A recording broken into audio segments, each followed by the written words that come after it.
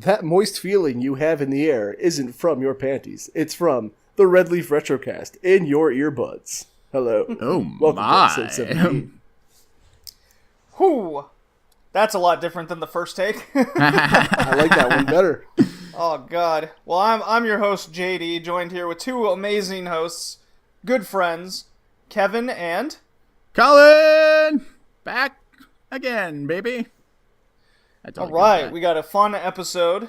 It's been been a few weeks. We got PSVR talk. The 90s are back. Hence, a lot of 90 references here. And then our theme today is platformers. My pick. I haven't had one in a while. All right. Everyone have fun playing the games? Yeah, for sure. Plock, plock, plock, plock, Oh, plock, we'll get to that one. Oh, boy. plock. Oh, boy. Blanks. He's my favorite communist little executioner. Yeah, it was very interesting. Got some good stories to tell about some of these games. Interesting trials and errors, that's for sure. Absolutely. I didn't play Trials. You liar. Whew. I had some trials playing all of them. Oh, come Oh, on. It was a very interesting personal experience with all these games. There was no 3DO games this time, so it was already a good episode. Why you gotta be hating on retro games, Kevin? Because that's not... those are movies. What, you didn't like the mystery one where with the psychic detective? I didn't think I had to answer that. So. Turns out that's also on PS1. Really? So I didn't have to waste my time with that. But that's the inferior version. Oh, good. There's a superior version of that game. I'm glad. Good to know it has legs somewhere else. Oh boy. Well, Kevin, you've been playing Monster Hunter. I've been playing a whole lot of stuff that I'm actually filming. I'm going to plug myself here. I've been doing a thing called I'm going to stop calling it a vlog. It's just like a G vlog of things I've been playing. It's called a gaming vlog. You get it, that's the G.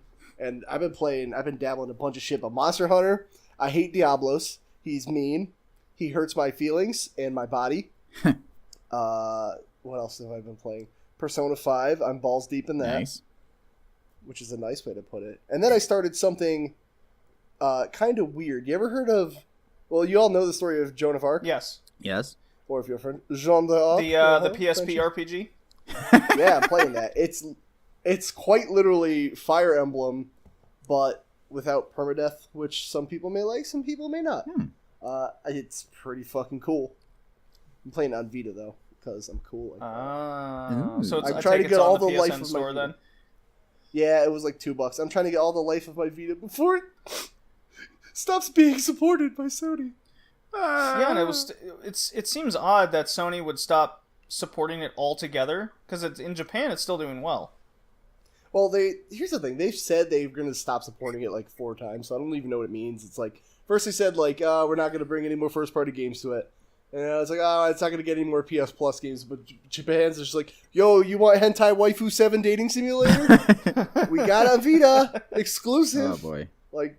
Yeah, so I don't really think it's... Especially with, the whole hacking community, I don't think the Vita's going to die anytime soon. So, I just love this thing. But yeah, Monster Hunter is cool. I haven't gotten any of the Horizon Zero Dawn stuff yet, because I'm trash. What's your weapon of choice? Switch axe. Ooh, that's a good beginner's weapon.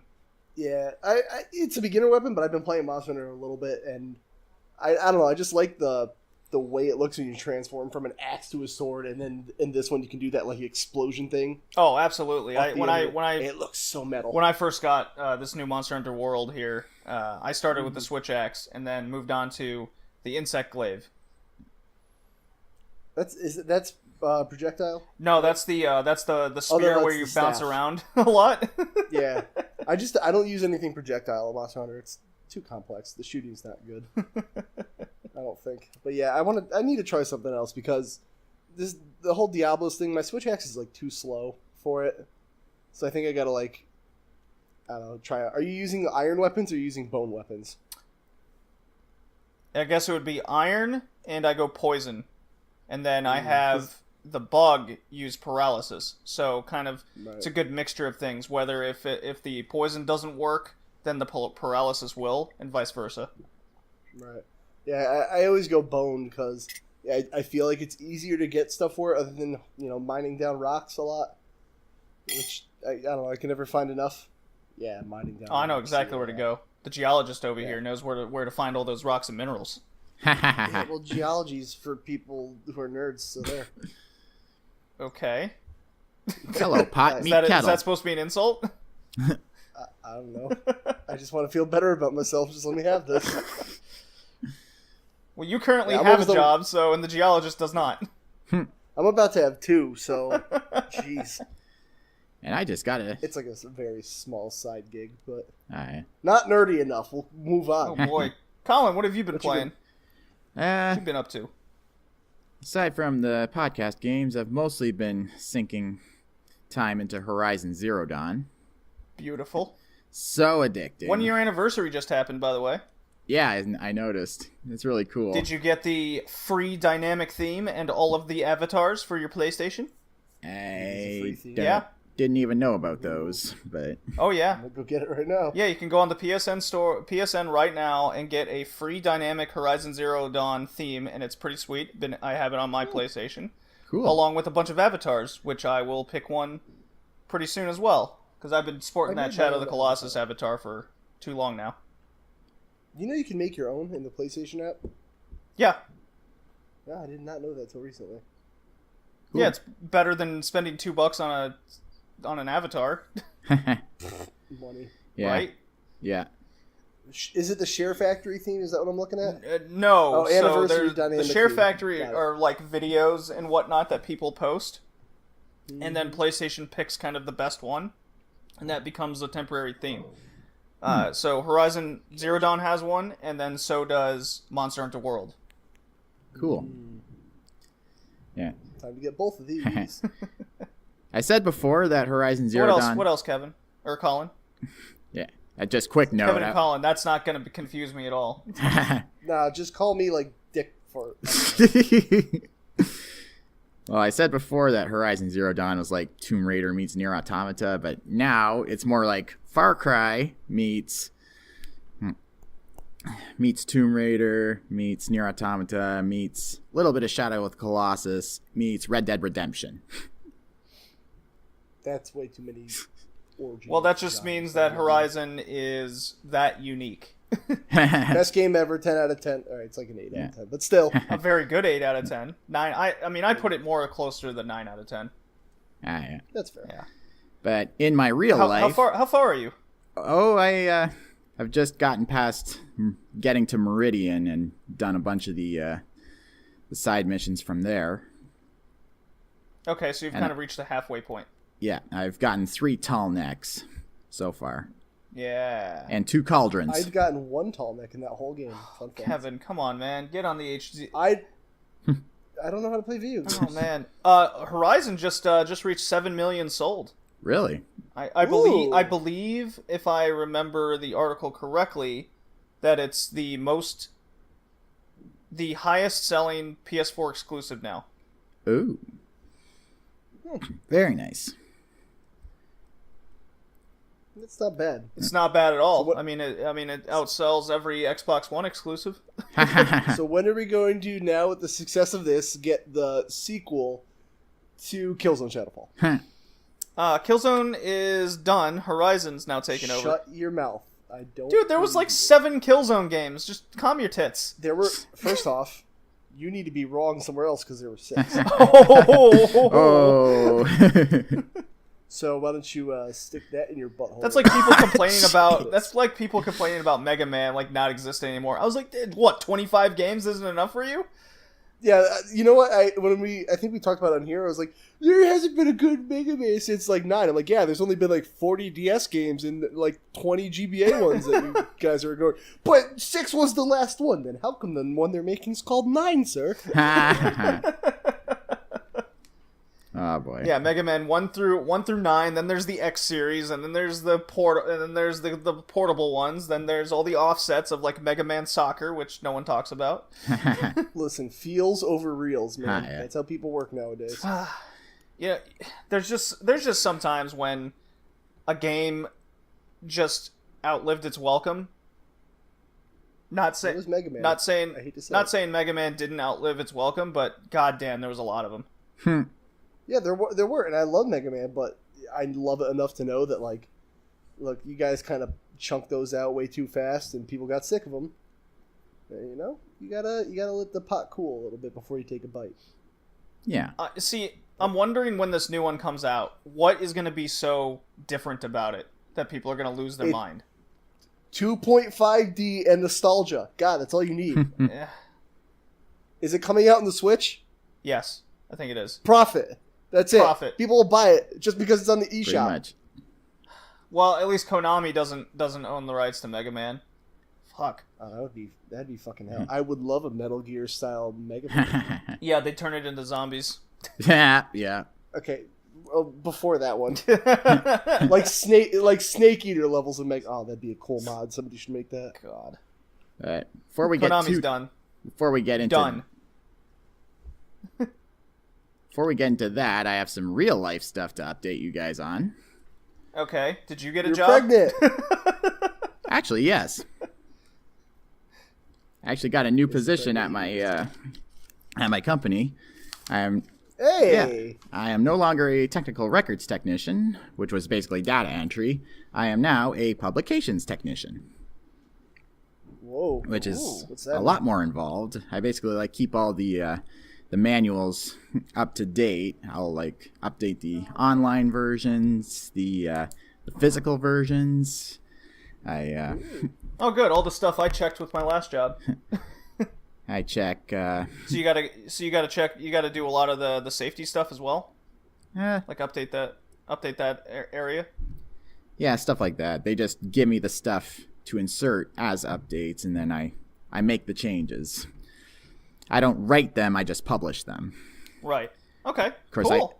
I also have to keep a supply of iPads for the pilots to use in the planes. It's basically I take the old ones in and wipe them and then issue out new ones to them, which is more time consuming than it sounds. No, I believe Your it. guys' jobs sound really complex and scary. Yeah, what? Yeah, plus I kind of got tossed into a really busy time with only about a week of training, so I'm it's kind of a sink or swim type deal for me so far. The great areas of the workforce. Pretty much. Good luck, everybody. Yeah. It's just so much fun. Yeah, and then when the time comes, were you ever trained? Trained on what? Yeah. But 2 years It's later. like school. but It's like school, and they were like, "You guys should have learned this. You guys will learn this next year." What do you mean you guys didn't learn this last year? Yeah, exactly. yeah. Everything's all backwards. But Yeah, they're always like, "It's not my problem." Oh boy. but As is life. okay, this is my 5th time saying but. Can I please talk now? I know you like butts, Kevin, but try to keep it to a minimum, okay?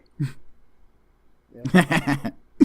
Anyway, they've also hired on a second guy doing the same stuff as me so that we can alternate hours and keep the workload evenly distributed. So the only problem is I have to actually train that guy because I'm the only one who knows any in-depth about what I'm doing. But it's going to be a learning process for the two of us because I've seen some of the stuff happen, but haven't actually gotten around to doing the stuff. However, I took copious notes during my training, and I still have the ability to text the old guy before he has to go back to the UK. So I'm not completely SOL. Yeah. Workforce bullshit. It never ends, no matter where you're at. Pretty much. Being an adult sucks. But somehow I feel more energized as a result because I feel like it's not the kind of intimidating where I want to curl up in a corner and cry. It's more like, gotta strap on my big boy pants and get this shit done. Well, that's adulting 101, is it not? At least from the way it sounds, the time would pass pretty quickly. Yeah, it really does. Sometimes I even end up working a couple of hours overtime without even realizing it. You getting paid though, right? Oh yeah. Yep, I'm getting paid more than what I was in Tech Records. There you go. But you're getting paid overtime for your overtime, or else fight. And I get to keep all my benefits. Meanwhile, I'm going to job interviews, and they're just like, "Oh, I see you have 7 years experience, engineering fields. Oh, you've worked internationally. You speak 3 languages fluently. How does 31,000 a year sound? What? Yeah. Yeah, that sucks. I could go work at Tim Hortons for more money. Yeah, really. But they won't hire me because I'm overqualified. Yeah, really. That sucks. Yeah. But So I'm on the opposite end of that. Well, anyways, games. wait. Games. I just want to say, You're not done? not yet. I want to say I just turned the big 3-0 a couple of weeks ago. Oh, yeah. We got Hey. 2 members now 30 years old on this cast. Yeah. Happy belated birthday, JD. Yeah, belated to you as well. Yeah. Look at you two growing up. Yeah, I got to spend the weekend in Toronto with my parents, my brother, his wife, and my nephew. We had a fun time. Did you guys play games? Well, sort of. We did an escape room. Oh, did That's you a good actually game. murder Alright. somebody? Nope, but Dracula was coming for Aw. us. We What had a lame escape room. I thought the escape room would be like you're getting murdered and you have to escape. We're about to get murdered by Dracula, so we have to get out before that happens. I hate when that happens. Man, it happened in Dracula. Romania to me at least 3 times. It happened at my uncle's like twice. Kevin, are you insinuating your uncle's a vampire? Vampire, that's a word. Yeah, we could use that. Oh, man. Bloodsucker? He definitely sucked. That means 2 things. Yeah. My uncle is a nice man. I just want to throw that out there. He is not weird. Okay, done. Right. Yeah, we also went to the Keg. Oh, I love that place. For those who don't know, it's a high-end Steaks. steakhouse. Yeah. Yeah. And then stayed the night in the Sheraton. And my parents actually gave me a check for $3,000 for my birthday, Fuck. 30th. Oh. You want to share that with your good friend JD?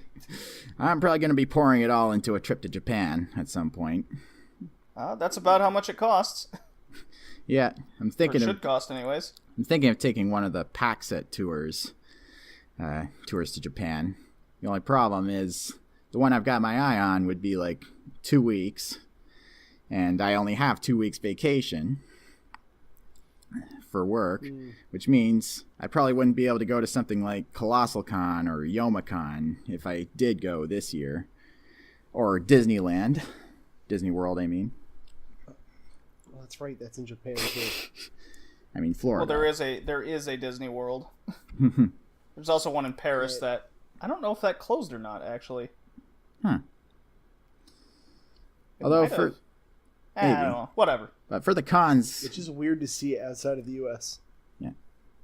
for the cons, I'd For probably cons. I Go on. think my job schedule is actually pretty flexible. If I were to work like an extra day for a couple of weeks, then I'd be able to do those cons. Just like an extra day, take a day off the next week, because, you know, Colossal Con and Youmacon are like 4-day cons. Right. Yeah. So maybe I'll still be able to do those if I make the decision to go to Japan, which I have until April to do. But if not, then I'll probably go next year in March. But this trip I'm thinking about would be in July, which is the peak traveling season, which might hurt my chances of getting on a standby slot on a flight out there with my flight benefits, because so many people are going to want to be traveling in July. And who knows if I'll be able to get to Japan in time for the tour.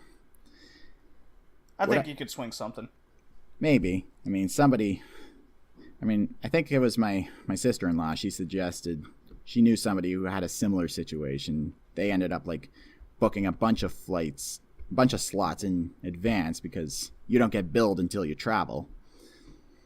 So if one of the flights falls through, I don't get charged.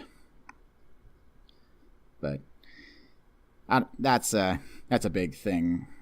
That's going to take a long time to talk about, so we'll probably just move on. Yeah, moving on.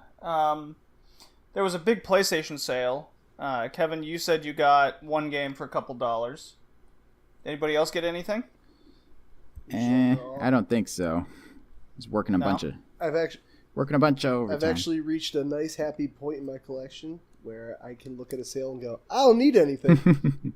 Yeah, I've been in a very similar circumstance for quite some time myself. However, on this last sale, it just so happened to coincide with the PlayStation VR dropping to a limited $200. Oh. Along with a ton of its digital games on sale for up to like 90% off on quite a few of them, such as I Expect You to Die. If you guys are familiar with that one. Sounds familiar. I know the line from James Bond. That's, well, it's based off of kind of this spoofy James Bond thing where you're stuck in an area and you have to try to escape doing kind of spy type stuff. Oh, and nice. It's a lot of trial and error of basically you dying over and over again until you don't die at the end. That was only like a couple $. I got the bomb defusal game. Oh yeah. And nobody explodes. Yeah, I remember that one. Yeah, I was thinking about what you meant. That one's a lot of fun. I had a friend over and we played up to the last bomb in chapter 5 of 7. Nice. So basically you're given a bunch of modules on this box, which is of course a bomb. Mm-hmm. And one person has the VR set on looking at the bomb and the other has a manual in front of them. Yeah. It's really cool. I do like that website for that game is called bombmanual.org. Oh, yeah. When the NSA is like searching your shit, they're going to be like, oh, jeez. It's like, no, it's a video game. Well, luckily, the manual's all on the TV screen. So the person with the second controller is just going through the manual that way. Oh, man. I don't have to have any shady sites that way. Bombmanual.org, but chill, it's for a game. Yeah. You gotta do that. So the NSA is like, all right, you good. Yeah.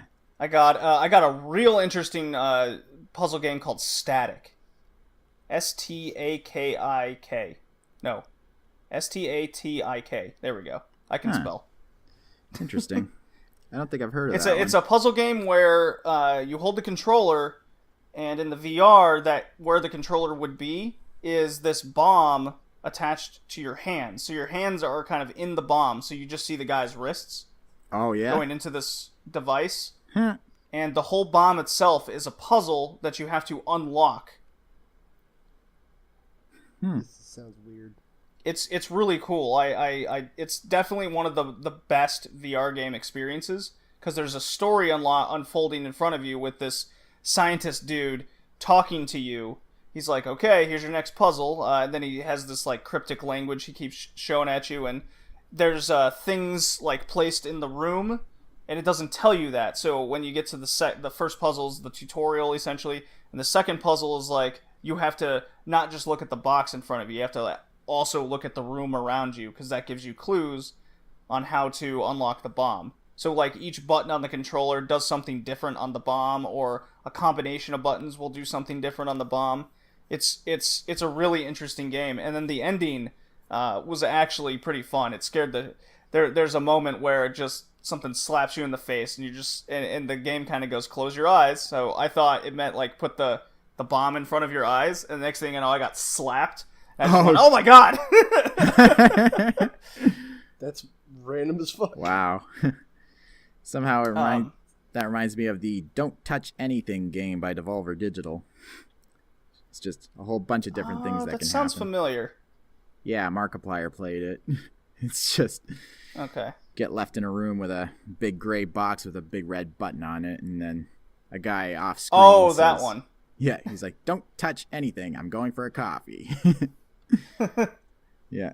And then what happens if you touch stuff? May I ask? Oh, it depends on what combination of things you touch all at once. And then in some cases, you'll get like a monochrome screen showing a nuke going off over a city, or you'll end up doing like a Papers, Please style accept or reject type thing. Mm-hmm. It's really neat. It's like all this different stuff you'd probably never think of. chances are you won't get all of it on the first try. But it looks really fun. Well, continuing on the VR talk, because that was kind of my segue into PlayStation VR and where it stands now, because of the sale. The numbers haven't come out on it, but I hope the temporary price drop helped sales, because as of now it stands that the PlayStation VR has sold 2 million in just over its first year. Oh yeah. We're about at that 1.5 year mark, so PlayStation VR itself has been out for a year. That's usually about the time it takes for companies to start really getting a handle on the technology a little bit better. Bear in mind, of course, that a year or two prior, with a lot of the dev kits for VR, they had time to work with it. The difference being that a lot the major companies aren't working with them. They aren't really releasing titles. The biggest one we've seen is Resident Evil 7 has a VR option to play, which is outstanding. Yeah. I spoke highly about it in the Games of the Year cast.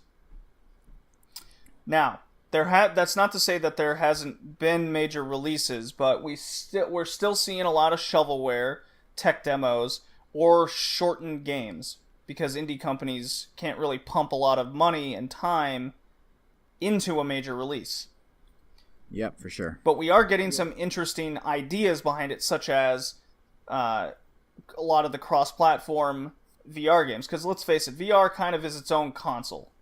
Yeah, pretty much. It's just, what kind of VR do you want? Do you want the HTC Vive, which is more or less the best VR set, but it requires an entire room setup, and there's not that many games on it. Yeah. Oculus requires a high-end computer, and PlayStation VR is the most accessible, but you need a PlayStation 4. Mm-hmm. So everything kind of has its benefits and drawbacks. But focusing on PlayStation and its VR, the sale really put it in perspective to me of how many games are actually out there for VR, and what's considered good and bad and the ugly. So, well, Kevin, what at this point, what are your thoughts? The problem that I have with PlayStation VR is I also want to define what a game is, because, like you said, all I see when I look at VR is you get the occasional, like, one or two, like, good games like Resident Evil 7, but I can play it without a VR, so why spend an extra $200? Or it just looks like a lot of tech demos. And not only that, when it comes down to, like my job's pretty physically demanding, mm-hmm. So when I get home, I don't want to put something on my face and, like, move my head around. I literally just want to veg out, controller in hand, and, like, barely move. And if that makes me a lazy American, cool, that's fine. But it's like anything that adds an extra step between me, controller, and game, it's too much effort for most people. That's why, like, the Wii died off. Like, people like, it was fun for a month, and people like, I gotta stand and move around. I don't want to do that. Like, even the simple motion of, like, swinging their arms are like, this isn't worth it, you know? It seems like VR is cool, and I do talk a lot of shit at it, but I want my friend to have one that I could try, because I would never use it. If I'd be like, that was fun. All right, I'm done. Kevin, now. I'm your friend. Okay, you were like a couple states between us. One. So for me, oh yeah. Well, I don't know why I thought you were in New Hampshire for a second. But either way, my point is, like, it's just so, like, it's just, I don't know. It's a lot of work to be like, oh, I'm immersed. Like, I don't know. I don't want to spend the extra $200 to play, like, RE7, but in VR. Well, here's the thing. The appeal behind the PlayStation VR itself is giving you a perspective. I have my box. It's hooked up to the back, and there's one cable that goes in the USB port. Right. It usually doesn't leave that port. I have the VR set in underneath the TV, so there's not a lot of light involved, because that does destroy VR headsets, the lens, so you got to kind of keep it in a dark space. Okay. But the extent of me setting it up is literally pulling the VR out from there, putting it on my head, and turning it on. Right. That's it. But like, there's, it's just, I'm not even saying in reality it's extra work to do it, but it's enough work where if you're just tired that one day, you're like, I don't feel like putting that on my head. No, I mean, VR is usually my weekend thing.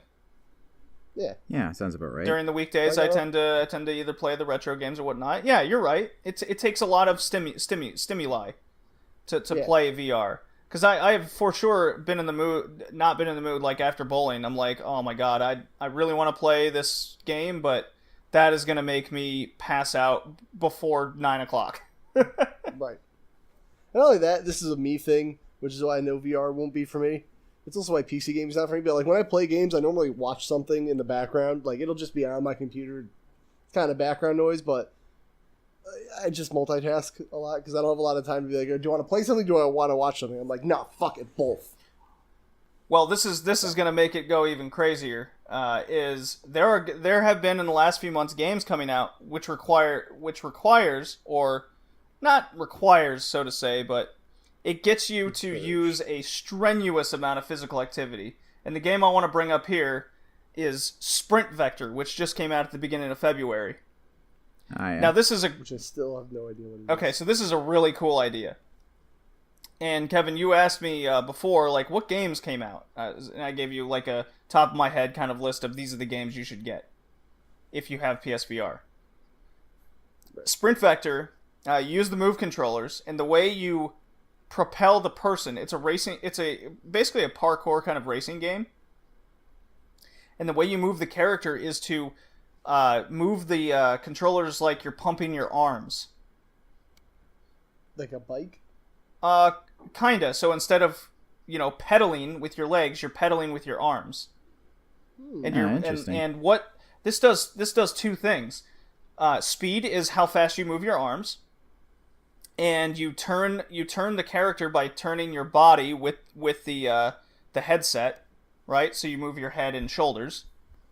And what it's doing is it's actually now, because what the VR does is it tricks your mind into thinking your body's moving, so that gets a lot of seasickness type feeling, nausea, right?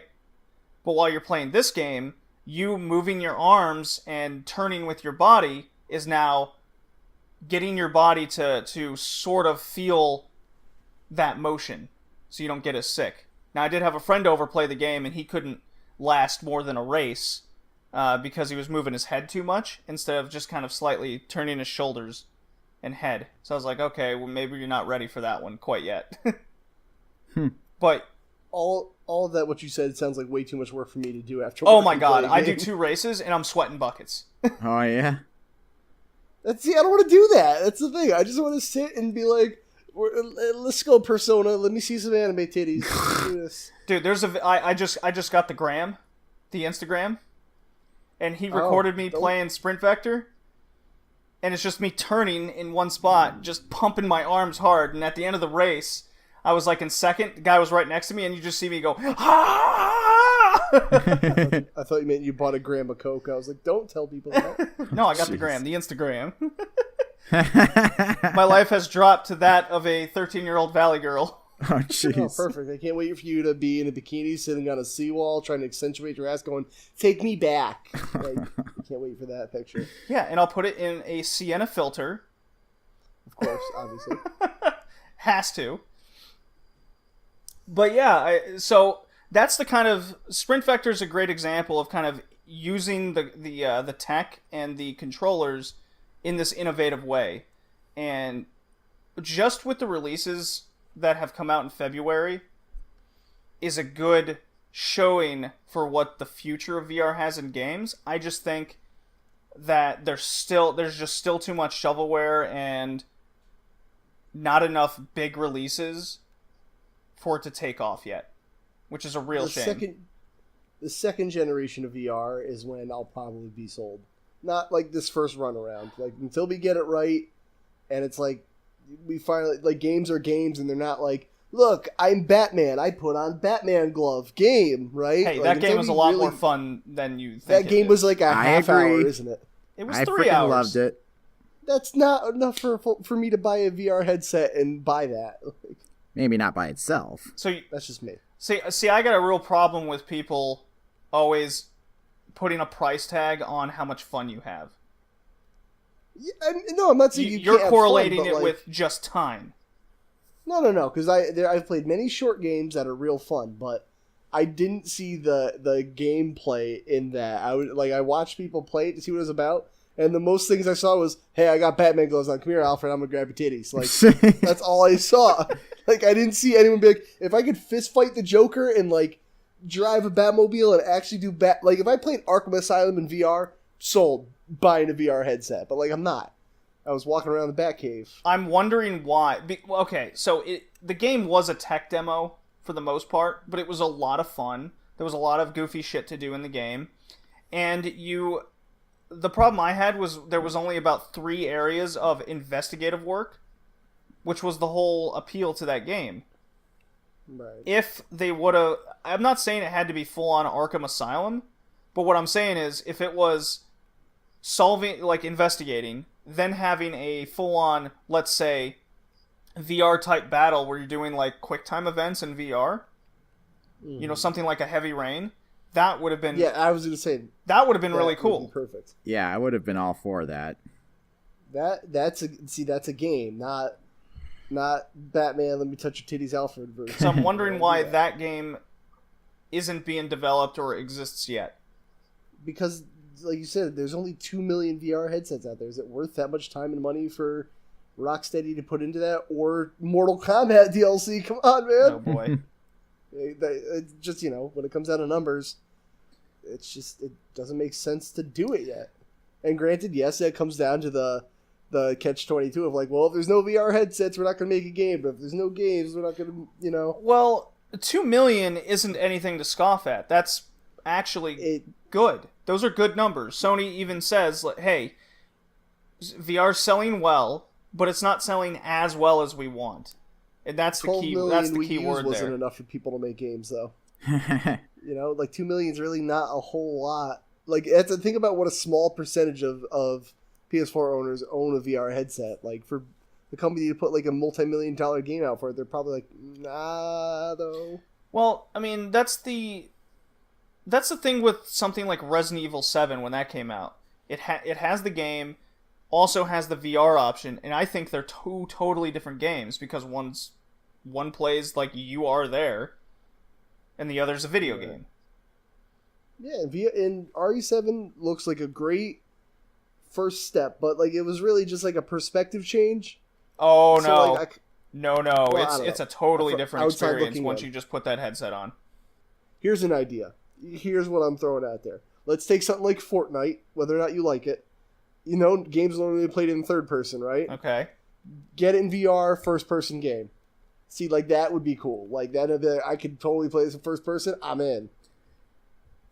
I can think of something like that. I can think of one game in VR that I think is really good for co-op.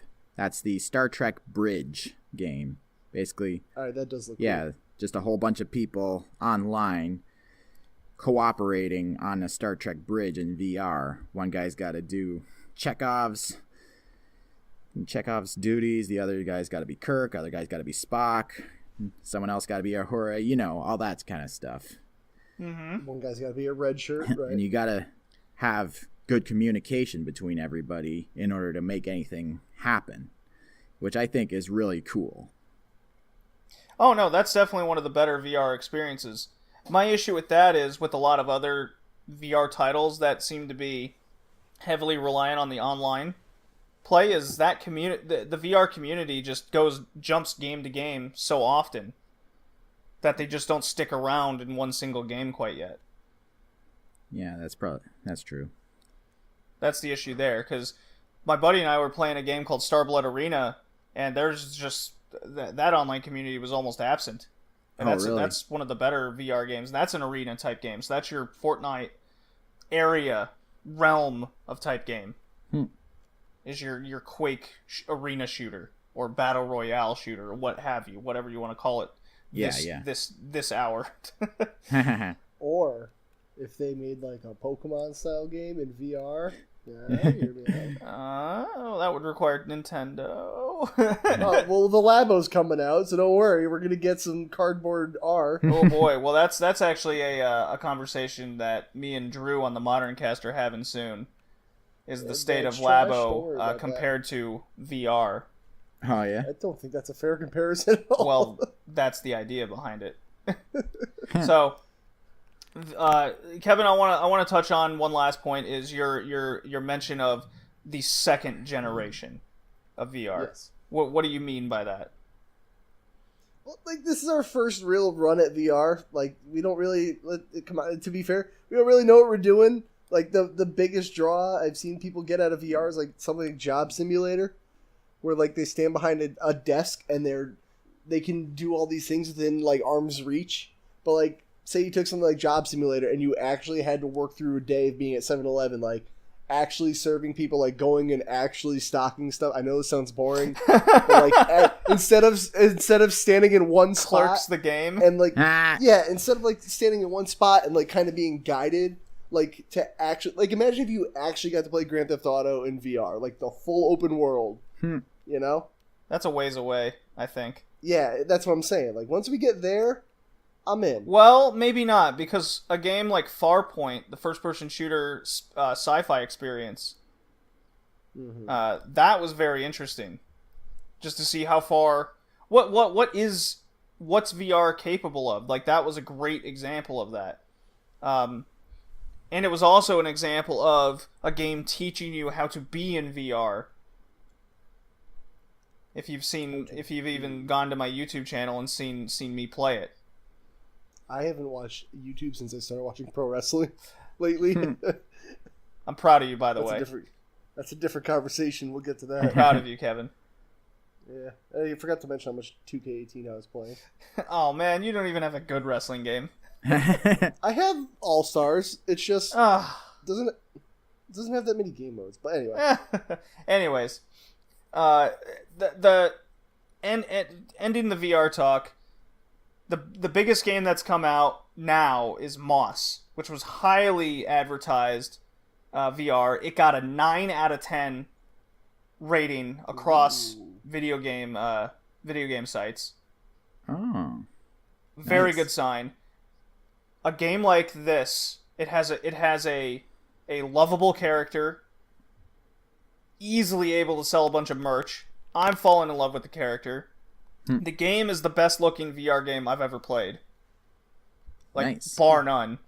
Oh. The problem is, like you said, Kevin, it's only 3 to 4 hours long. Oh, yeah. Right. See, I mean, and that's fine for a normal indie game, but I gotta buy a $200 headset to play this 3 to 4 hours. Well, it kind of is an indie game. It's made by a no-name company, essentially.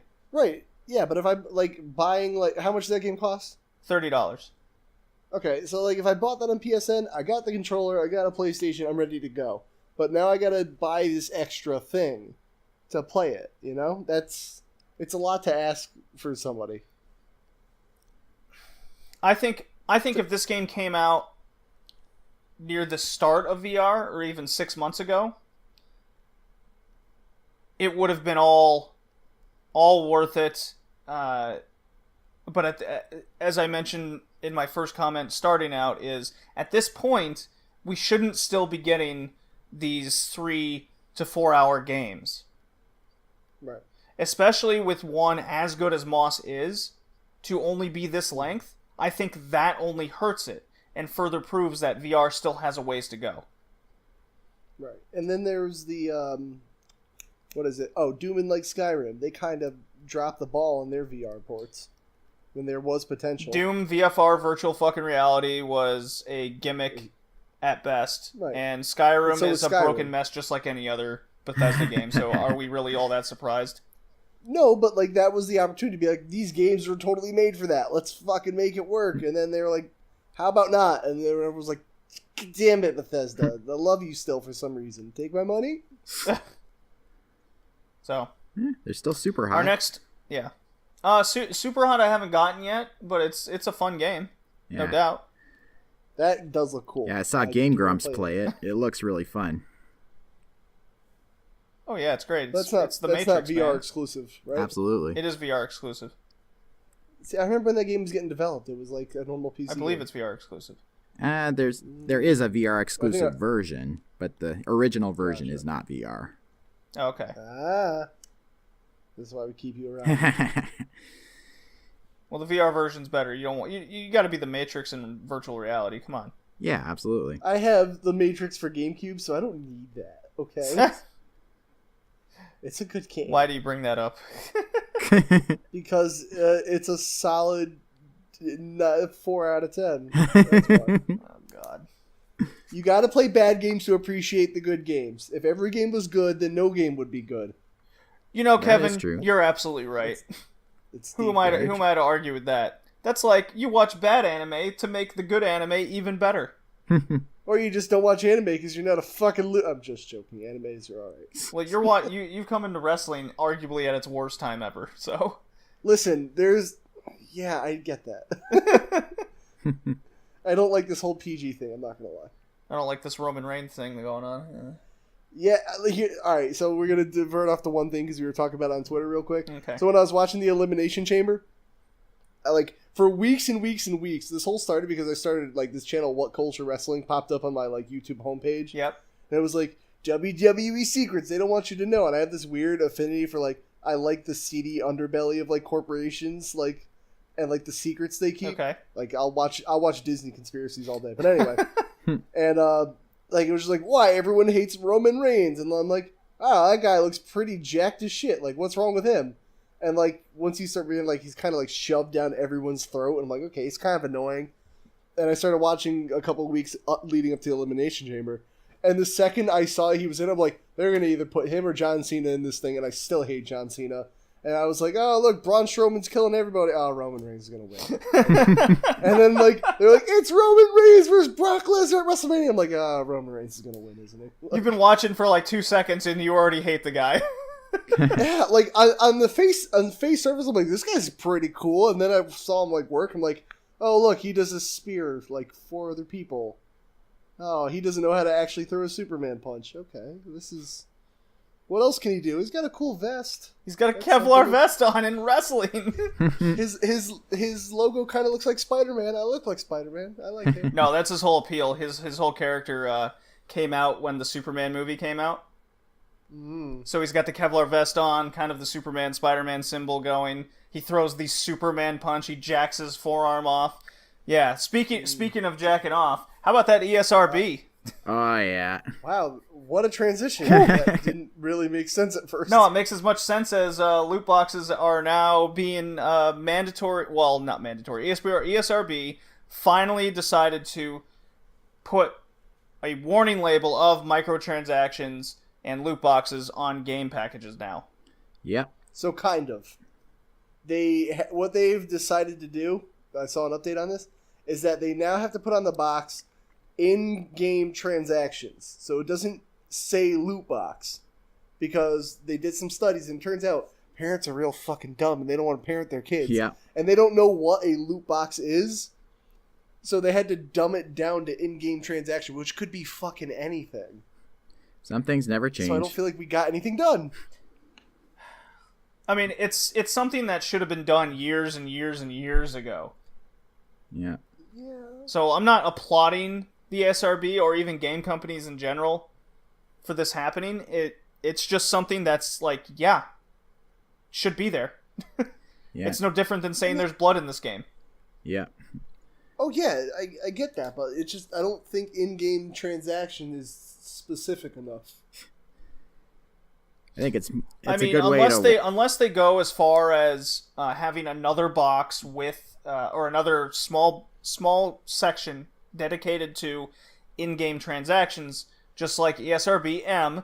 M has violence, blood, sexual themes, suggestive language, and then you have in-game transaction box, microtransactions, loot boxes. You got to start in-game purchases, cosmetic purchases. You know, unless you start listing all that stuff, then yes, I agree, Kevin. If you just say in-game purchases, that can be anything. That could be a game having its own currency that you earn in the game and you purchase that way.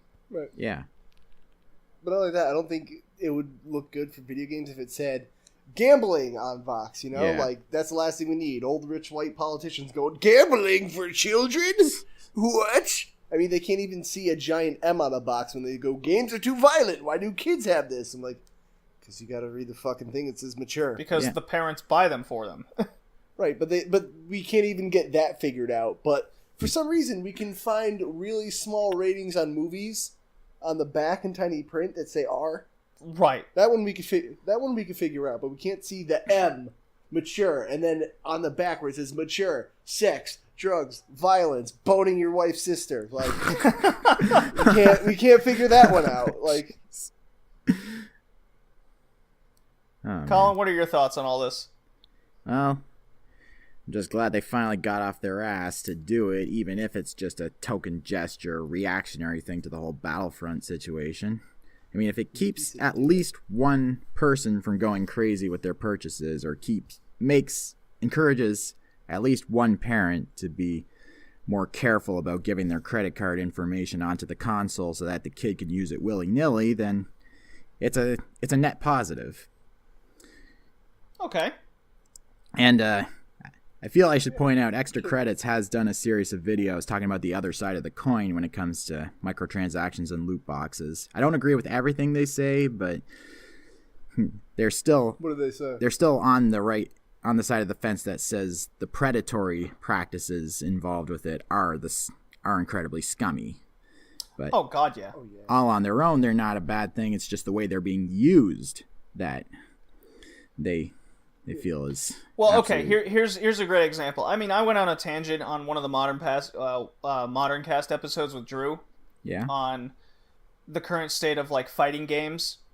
Yeah. With how the microtransactions has redefined how to sell a fighting game, and it was more or less an angry rant, if anything. To kind of bullet point it was I was playing King of Fighters with a friend of mine this weekend. Okay, Yeah. King of Fighters 99. 36-man roster right away. All the stages were there. Like, the game was complete, right? Yeah. Now if I put on and I showed him, here's Street Fighter 5, and he goes, "Who are all these characters?" I go, "Oh, those are the characters I have to purchase separately." He goes, "But what's this in-game currency?" "Oh, here we go." And I showed him that. "Here's in-game currency." "Well, how do you earn it?" "I have to play online." "Okay, so if you win, you get, 1,000 coins?" "No, you get 10. Yeah, I remember we went into that before on our Dark Souls playthrough. Oh, yeah, so, and he goes, "Wait, so how much did you spend $60 and you got, 10 characters and 4 stages?" I go, "Yes, this is how the game came out." "So how much more money did you put in this?" And I go, "You know what, I can't get into this right now, but you see the point I'm making." I remember when the first time I played Mortal Kombat X, my buddy got it and we brought it over to my house to play it. And the first thing that we saw when we got the main menu was, "Buy Goro for $4.99, like half off for day one." I'm like, really? Like, we didn't even start the game yet. Yeah, that's really kind of shitty. That's really tacky. No, and Colin, like you said, it's the way it's being used. It's scummy. Yeah. It's predatory, and that's all it is. Pretty much. I would rather have a game, say 2 years come out, and it's a complete version. But they can't even, game companies won't even do that anymore, because then they'll keep adding DLC. So this complete version is no longer a complete version. Pretty much. Yeah, that's why I waited on Mortal Kombat X until XL came out, because I knew it was going to happen. I did the same thing. I did the exact same thing. I didn't buy Street Fighter 5 for that reason. I'm like, I kind of called the conspiracy that when they fucked it up, I'm like, look, Capcom loves re-releasing shit. They're going to fuck it up real bad, promise, we're not going to do it, we're not going to screw you guys, make it bad, and then go, okay, maybe if we re-release it, you guys won't hate us, and we'll fix it, right? Right. Yeah, and I didn't buy that shit the second they said, we're totally going to make it better. We're not going to do this anymore, guys.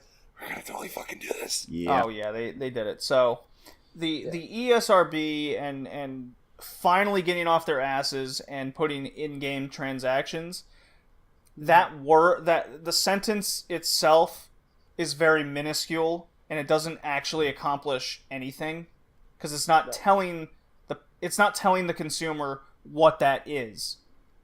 Much like, or as compared to, say, your M rating has all of this in it. Mm-hmm. And expanding on that now with all of the controversy and violence and gun shootings and what have you in the United States that has now gotten out of control over the last decade and a half, 20 years, what have you. Now we have congressmen freaking out, whoever they're lobbying for at the time. Now we got the president and other lawmakers trying to divert from the subject. And hey, Kevin, Colin, did you know the 90s are back in style? Yay! I did. Now I thought the snap wristwatches. Yep. I mean, Fun Dip with the sugar, the Pop Rocks, they're all coming back. You know what's also coming back? Old right witch politicians who don't know anything about electronic entertainment telling us it's the devil. Yep. You know, video games and movies need ratings. They're the reasons why all these kids are violent, much like in the 50s that rock and roll was the reason why all America's youth are in trouble. Listen, I don't know if you know this, but this is a fact. But video games have been proven to cause violence, which is why in 1939, when Hitler lost the game of Halo 3 to a Jewish man, he was like, you know what? Fuck them all.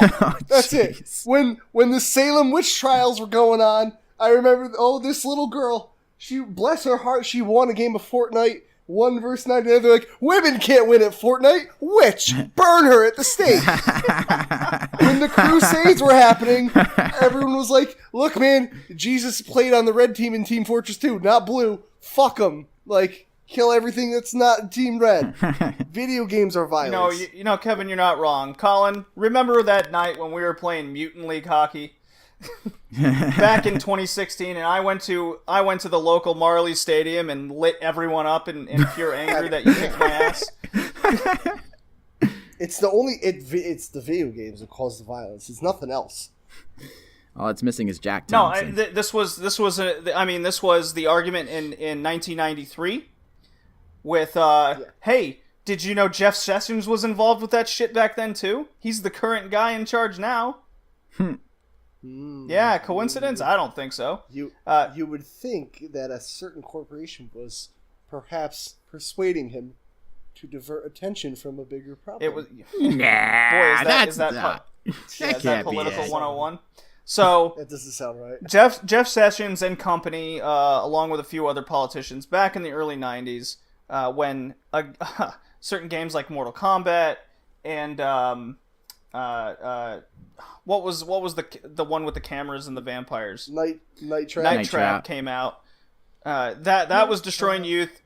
The pixelated blood was way too violent. Now, medium has evolved, much like anything else. Mm-hmm.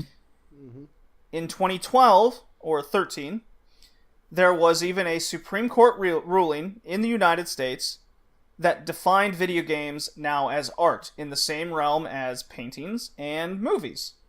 So that was done. The conversation was over. Now, again, as Kevin, you mentioned, to divert from harder, bigger topics currently in the political environment, video games are now being talked about yet again to be the cause of gun violence. Mm-hmm. So, while I get why old people freak out, because they're like, you are controlling the action, you are controlling the violence, but like, you could see people get raped on Law and Order also, so there's that. Yeah.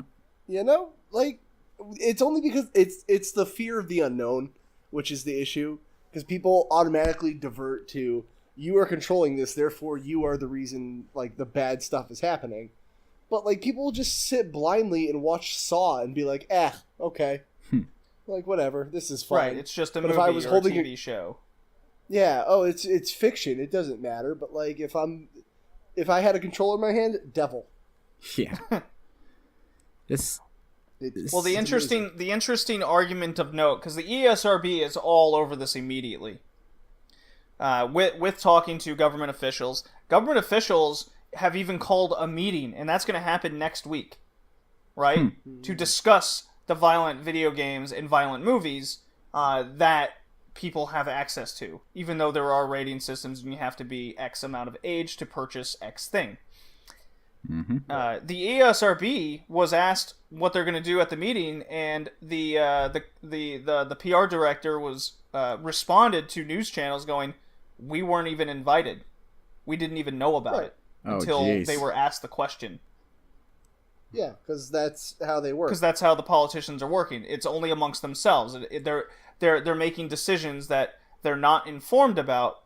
So an ESRB representative was talking, and one of the major arguments they're already bringing up is video games are a worldwide thing. It's funny how this is only happening here. Yeah. In this country, in America, North America. It happens in Canada.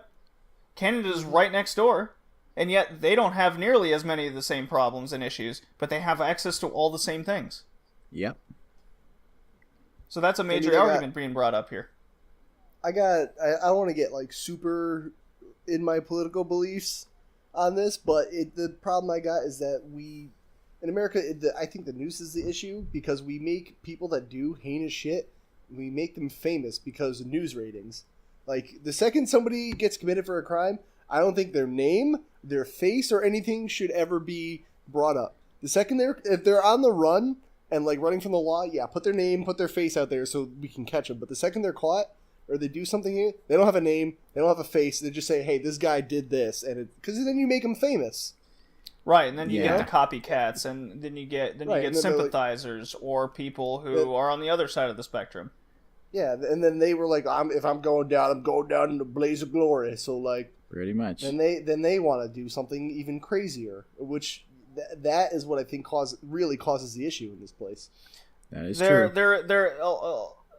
The United States has definitely a culture surrounding a lot of these ideals and how it handles broadcasting actual news. It's become more like news channels, to me, whether you're right or left, are so biased in their own direction that it's almost like a reality TV show for whatever you want to lobby for.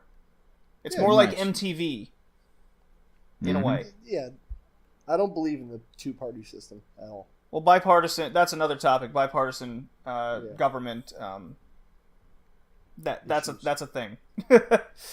Yeah, that's the thing. I don't want to divert too off the topic of video games, but the point is the ESRB is very well prepared to go to battle if need be. I personally don't. Colin and Kevin, I think you guys are in agreement with this is clearly just a diversion tactic for the bigger issues at hand. Yeah.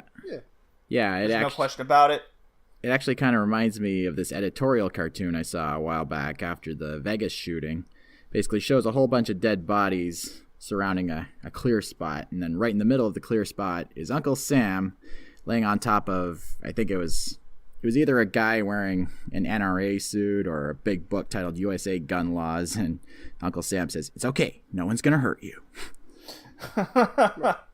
I'll just leave that out there. Political cartoons always make me laugh, no matter what side it is. Yeah. Well, see, the other issue we got is that Americans being the way we are. I live in a very right-leaning household currently. Mm-hmm. Oh, yeah? But I will say a couple members of my family have multiple gun safes. Oh. That seems fucking excessive. Yeah. Like, I'm for having them, but, like, you don't need that many, because why? You know? Well, because it's my American right. Yeah, but, like, if your mom says, like, oh, you can go to the candy store and get something as a kid, you don't come back with the whole fucking candy store. You know? Because you're going to rot your teeth out, you dumb fuck. Speaking of political cartoons, I saw a political kind of mini game come out on Instagram. Yeah. What? It was kind of a guy made a political cartoon out of a video game. Okay, huh? And it was a deer hunter with an AR-15, and he has multiple clips attached to his chest, and he's trying to shoot the deer, and he goes, why take out just Bambi when I can take out the whole family? And he just sprays the gun in all directions, unloads the clip, gets another one, and then he goes through the second one, clips the next one on, third one, bang, one deer goes down, and he goes, well, I may have missed the first 69 times, but that fucker went down on number 70. If you need an AR to go hunting, you're a terrible shot. Well, that's the whole. Never want to hear well, that's the whole point of the cartoon. The cartoon like video game is so funny. Yeah, well, that's the thing. But people use that as like a legitimate like. What if I want to take it hunting? You don't need to take your grenade launcher hunting. That's why. If you as a human being need to take a fucking AR, you're a bad shot and should pick up another hobby. It's a fucking squirrel. I think you can handle it with the slingshot if you tried. No! The squirrel's coming right for you! It's my American right to have plastic explosives. What if the government comes after me? They're coming after you because you have fucking I'm not gonna lie, explosives. I went fishing when growing up in Texas, I went fishing with a couple friends one time, and they actually brought like sticks of dynamite and threw them in the water. What? Oh, good, because that's fair. You know, fish, the things that can't even come on land. Like... This is a fair fight. Those fish are coming right for us. I mean, that's as southern as it. I was like, "Yep, I live in Texas." Yeah. We didn't even bring fishing poles. We just brought. That was as good as when I was in high school, going to someone's farm and there's a bonfire and people are daring each other to put a plank of wood over and walk over it with their bush light in hand. You know, sometimes Darwinism's like just go for it. Yeah. I mean. When it comes to political diversions and the ESRB, it's always very interesting to see what's brought up in arguments, because what then qualifies as a violent game in today's society? Because today, Mortal Kombat 1 and 2 aren't considered quote unquote violent games by today's standards by any means. Mm-hmm. Are you assuming my genre? Yes. But that was yeah. a good joke. Because now it would be like T for Teen with mild blood and fighting, which was a government controversial game back then. Yeah. I mean, we played Psychic Detective, where there's guys getting mind raped by Russian women on the 3DO. You know what the bigger issue is? It never seems like, when it comes to movies, like from my experience, violence never seems to be the issue. It's like sex is always the big issue. Yeah. And that kind of stuff, right? Yeah. But like for games, for some reason, both of it is the issue. I don't understand that either. Well, okay, so because video games, movies are more or less as worldwide as movies are, there's still a lot of control on what's allowed to be seen in different markets. I mean, you can take Game of Thrones isn't on HBO in Canada because Canadians have laws against too many things not Canadian coming into their country media-wise. I thought you were going to say they have too many laws against people invading other people's countries going, oh, you can't be here, eh? Well, sorry, you can't come in. You think we just let anyone in? This is the House of Stark over here. But with video games, there's a cultural thing behind that. So America doesn't seem to have a lot. Well, on the surface, the culture of violence seems to be second nature, while sexuality and even someone like being naked on a beach isn't a thing in America. That's as worse as it gets. It's still very prudent in nature, very old school. While in Europe, on the other perspective, as I experienced firsthand, there's a heavy age rating and buy restriction on violence in video games. While you could have a porn game, no problem. Because, you know, you turn on the TV at midnight on certain channels in Europe, you got softcore porn going now. You never have that in America. But you'd have Die Hard on at midnight instead. Yeah. Right. It is a cultural thing. And I get it. Well, I get that end of it, I should say. It's just, I don't know. I just don't understand how the same people who are voting for, like, these things that kill people should be protected by law in real life cannot play virtual things killing pixels on a screen. Right. Like, it's just, yeah.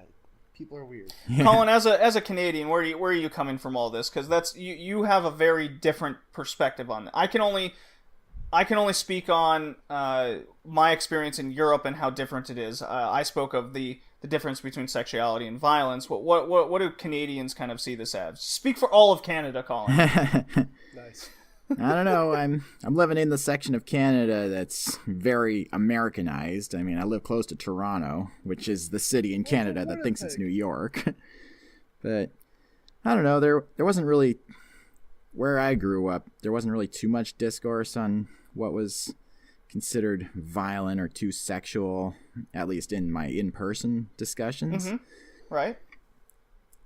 I mean, heck, we had Mortal Kombat machines right outside of sports stores, and I didn't see any protests outside the mall about that. But I don't know, we tend to be more laid back about that sort of thing. Yeah, I got that feeling when I was living in Canada. Much more just kind of go with the flow. Yeah. And in terms of this as a talking point. Yeah. Obviously. Yeah. The only people I knew who actually owned guns were my aunt and uncle out in Alberta, and that's because they lived in a rural area. And that's also cold Texas. Canadian Texas is Alberta. That was the way I saw it out there. But they're very responsible with their guns. I mean, I remember going out there to visit on a solo trip that me and my siblings got to do every time we turned 12. We actually went out to a field to, I think one of my uncle's neighbors wanted to get rid of some gophers, so we went out with some rifles to try and shoot them. We didn't get very many because they pop up and pop back down really quickly. Should have just used your grenade launcher like Kevin said. Say, should have brought your plastic explosives. Yeah. It's your right. Yeah, but every time there wasn't something to shoot, my aunt and uncle were very clear on I should put it back into safe mode, as in not have the hammer cocked back. Right. And they're very, very strict about that sort of thing. Almost like it's required to have some sort of training. Exactly, yeah. Kind of a cultural mindset of that. Yeah. Yeah. No, I mean, I remember a lot of kids growing up would just be given a gun. Just here you go. Like it's no different than a toy from the 50s. Oh, jeez. Yeah. I mean, I was shooting rifles. Sorry. Go ahead. Yeah, in Canada, that sort of thing is unheard of. Right. Because people everywhere in Canada are very aware of how dangerous they are. I mean, they are literally designed to kill. So there's a lot of respect around how dangerous a gun is in all areas of Canada, including Yellowknife. I remember doing my co-op there, and they actually had classes for getting a handgun license. Mm-hmm. There you go. Yeah, it's gonna be. I look forward to the shit show of how all of this is gonna go down and how the ESRB is gonna fight back. What points they're gonna bring up. I really like the argument where, hey, video games are worldwide. Culturally, every country looks at this perspective of violence in video games differently. Mm-hmm. One German station, Spiegel. It sounds so German. They brought up the point that violence in Germany is very frowned upon. We have a rating system. They even have an extra rating system on top of that. They have 18 plus on a lot of the games, not just say M. Ah, yeah. Mm-hmm. Because I remember I wanted to get Killzone over there, and I couldn't do it because I wasn't 18 yet, but I could have bought it in America. Ah, yeah. So we have so many different weird age restrictions in America. It's like 17 for this, 18 for this, 21 for this. 25 to rent a car. Yeah, nobody can even agree on what an adult is here. Ah, yeah. No, it's not consistent. While what I experienced in Germany with buying such things as like video games, movies, porn, what have you, it was almost like I could literally watch a 10-person orgy, but I can't shoot this fake space Nazi. in a video game. I believe it was the great comedian Jim Jeffries, I will paraphrase, where he goes, "Only in America can an 18-year-old woman consensually have sex with 15 guys in the same room, get cum all over her face, but she can enlist in the military, kill other people for her country, but dare she not touch a drop of alcohol." Well, on that note, well, I want to make a quick point that when I was younger, I was over at a game store and I saw a mom who was actually being responsible about what games she was allowing her kid to buy, because they were going to the counter with Halo and Hitman. right? And then she actually noticed the age rating. She's like, "This is rated M." Both of these are rated M. But then the guy behind the counter was like, "Well, it's a different kind of thing. I mean, Halo, you're shooting aliens, but Hitman, you're actually a hitman." So these You're people actually were strangling people with piano wire. Yeah. My point is, there are people out there who actually make the effort to keep themselves informed. So I just wanted to throw it out there that it's not completely hopeless with parents. No. Did I ever tell you both the story of a lady that threw Saints Row at my head? What? Go for it, man. All right, I'll make it quick because I did a video on my channel. Y'all should watch it. Anyway, so I was working in GameStop. Yeah. And this is a very rich town in my state. Like, people driving BMWs. Oh, yeah. You know, don't want to have time to parent their kids. So this little brat comes up with Saints Row the Third in his hand at the GameStop. And the mom's on the phone, not caring, not paying attention. I'm like, "All right, ma'am, just so you know, this game's rated M. It's got blood, gore, violence." She's like, "Yeah, whatever. It's his birthday. I don't care." I'm like, "No, you got to understand something. This game is very sexual, very violent." She's like, "I don't care. It's his birthday. Let him have the game." And I'm like looking at my friend like, "Dude, what the fuck? Like, this kid's like 10. And then because he didn't give a shit, he's like, "Ma'am, there is a weapon in this game that is a purple flopping dildo called the Penetrator. You need to know this before you get it." She's like, "I don't care. It's his birthday. Whatever." Wow. I'm like, "All right, well, we got a used copy of it. If you think it's inappropriate, you can return it that way." "Nope, I want a new one. It's his birthday." Oh, jeez. Fucking okay. And then 2 hours later, she comes back and straight up chucks Saints Row from the door of the GameStop to my head. Wow. And says, "Get it the fuck out of my house. I want a refund." I'm like, "Nah, you're screwed now. Oh, jeez. That's your fault." She's like, "Well, this is bullshit. You can't sell this to kids." I'm like, "We're not. We sold it to you. You said it was okay." Nice. So suck that. Nice. Oh, that's really good. Yeah, I mean, it's important to note that, there are some parents that care out there. I mean, I wasn't allowed to buy an M-rated game at all Yeah. growing up. My first M-rated game was on the PS2, and it was Devil May Cry. Uh-huh. Too violent. How dare you? That's why you're a psychopath. And of course, the game was too fucking hard, and I couldn't even play most of it. Yeah. So not only was it too old for you, you're a pussy. I mean, I was barred from going to certain friends' houses because they had Resident Evil. Oh, yeah. Ooh, jeez. Yeah, just the video games are too violent. And try having a cop for a dad and you can't play GTA. Oh, yeah. well, It's rough. Yeah, eventually he caved in. Yeah. Son, you don't hate me that much, do you? No. I just wanted to beat this hooker for money. Oh, okay. Tell me you love me, son. Fuck the police. That's my boy. Oh, jeez. Yeah. Colin, what was your first M-rated game? It was probably the original Mortal Kombat on Genesis. And that was only because I was over at a friend's house. But Ooh. Fancy. we also played stuff like Splatterhouse. Just all the cartoony violence ones. Right. But over the years... How many mass shootings have you caused? How many 2 this people Tuesday. have you murdered now?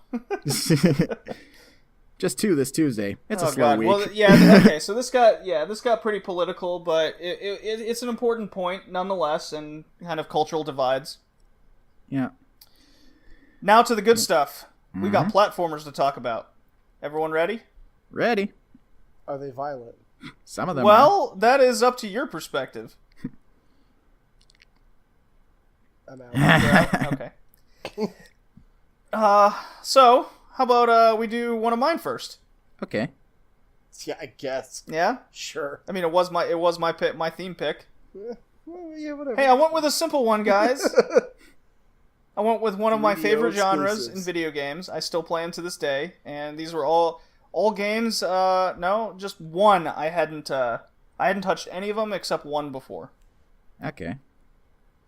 So my first pick was Blinx, the Time Sweeper on the Xbox. Woo! Yep. Yeah. Yeah. That happened. So I've had this game for a while. I've really only dabbled in it previously, various at friends' houses and whatnot. Well, I have a copy of myself. It came out October 2002, developed by Artoon. Heard of them? Didn't think so. Wow. And it was an Xbox exclusive. So this is before the days Halo and Master Chief had cemented itself as Xbox's kind of mascot.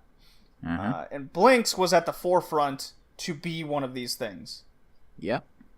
So you, it's got a very simplistic story behind it, where you're this cat. Shit's going down in time. He works at the time police station, as an average cat. as an average cat does in the future. And basically, he just goes from dimension to dimension to fix what they call time glitches. And if you leave these time glitches alone, they eventually become monsters. Yep. And that's the extent of the story, really. Pretty much. Plus, you have to rescue a princess. Eventually. Yeah. Eventually. More pre-Sonic 06 interspecies romance. Yeah, kinda. Yeah. Whew. I'm into this. So one of the things that marks Blinx as kind of its innovation is you have what they call time controls. So you have a rewind, a fast forward, the fast forward kind of functions as a speed up time. You have a pause and a slow down. And a record. I believe. There's 3 hearts, but you don't technically die when you get. It's a one-hit kill system, but what happens is when you get hit, time will rewind back so odd seconds to before you got hit. And generally you get 3 tries per level, but once you completely die, then you have to buy hearts again through the store. Well, you can also get them through collecting crystals, but they're a bit harder to get than the actual time powers. Right, so the way you get time powers is throughout, whether it be killing enemies or things scattered throughout the level, is there's symbols that represent each time ability, and you have to collect at least 3 out of the 4 of the same to get that time ability. So if you collect, say, 2 of this symbol and 2 of another, you won't get that ability. It's called like a bad crystal combination. Yeah. So it kind of gets you to platform around those items. Pretty much. I thought that was kind of unique, but the platform in itself was kind of frustrating. Yeah. Yeah. At a certain point, it starts to get really frustrating. Yeah, so now let's get into the game controls, now that we have the setup here. Yeah. The game controls Blinx here has essentially this vacuum, and you can, again, purchase upgraded vacuums to either suck harder, get bigger objects, or be able to store more objects in his vacuum. Yeah. And so you hold down the X button to suck, and then you just press the X button to shoot. Or the right trigger. That's what I used. Or the right trigger, yeah. Kevin, Colin, what did you guys think of this game and how the controls work? First. For the beginning, I loved it, but as the levels got further, it developed more into love-hate. I mean, with the whole mechanic of getting the crystals within a certain combination, it was unique at first, but as things went on, it got pretty frustrating. Like, why couldn't they just have you have like a meter for each different type of crystal that you're collecting, so you can collect all of them and still get time powers no matter what combination you get? Like, it would be a lot less frustrating that way. And I mean, it was fun at first, like I said. There's a bit of strategy involved, but later on, that just becomes more of an inconvenience. But, right. The only way you're supposed to get past a certain section is to have this crystal combination or this ability, such as in the third stage area, you have to open a door, but there's 2 buttons. Yeah, so if you don't have the record ability, which duplicates blinks, so you run a path, stand on the button, use the record ability, so then you run over and stand on the other button to open the door. If you don't have that ability, then you have no way to open the door. So you basically have to restart the level. Pretty much, yeah. That was my experience a few times. And Blinks himself moves really slowly, which I found kind of irritating. Yeah, he kind of waddles around a lot. Yeah, there's no run button. But, and the camera is probably my biggest complaint with this game. It's shit, basically. Wow. Jeez. I died so many times because the camera just refused to cooperate. I mean, the camera tends to get stuck in the wall a lot.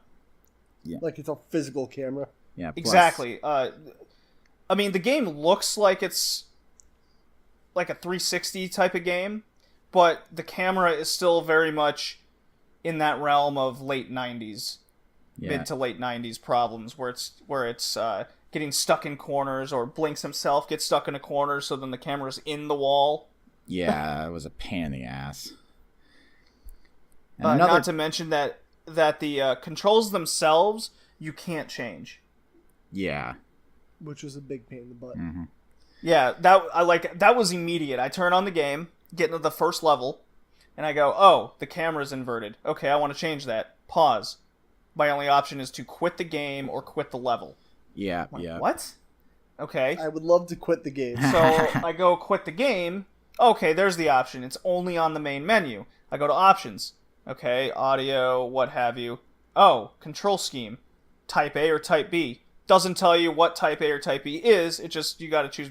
Okay, I guess I'll go B. That'll change the controls, right? No. Go back to the game. What ends up happening is now all the controls are flipped around. Now the camera is controlled not with the analog stick anymore, but the left and right trigger. Yeah, that's dumb. Style.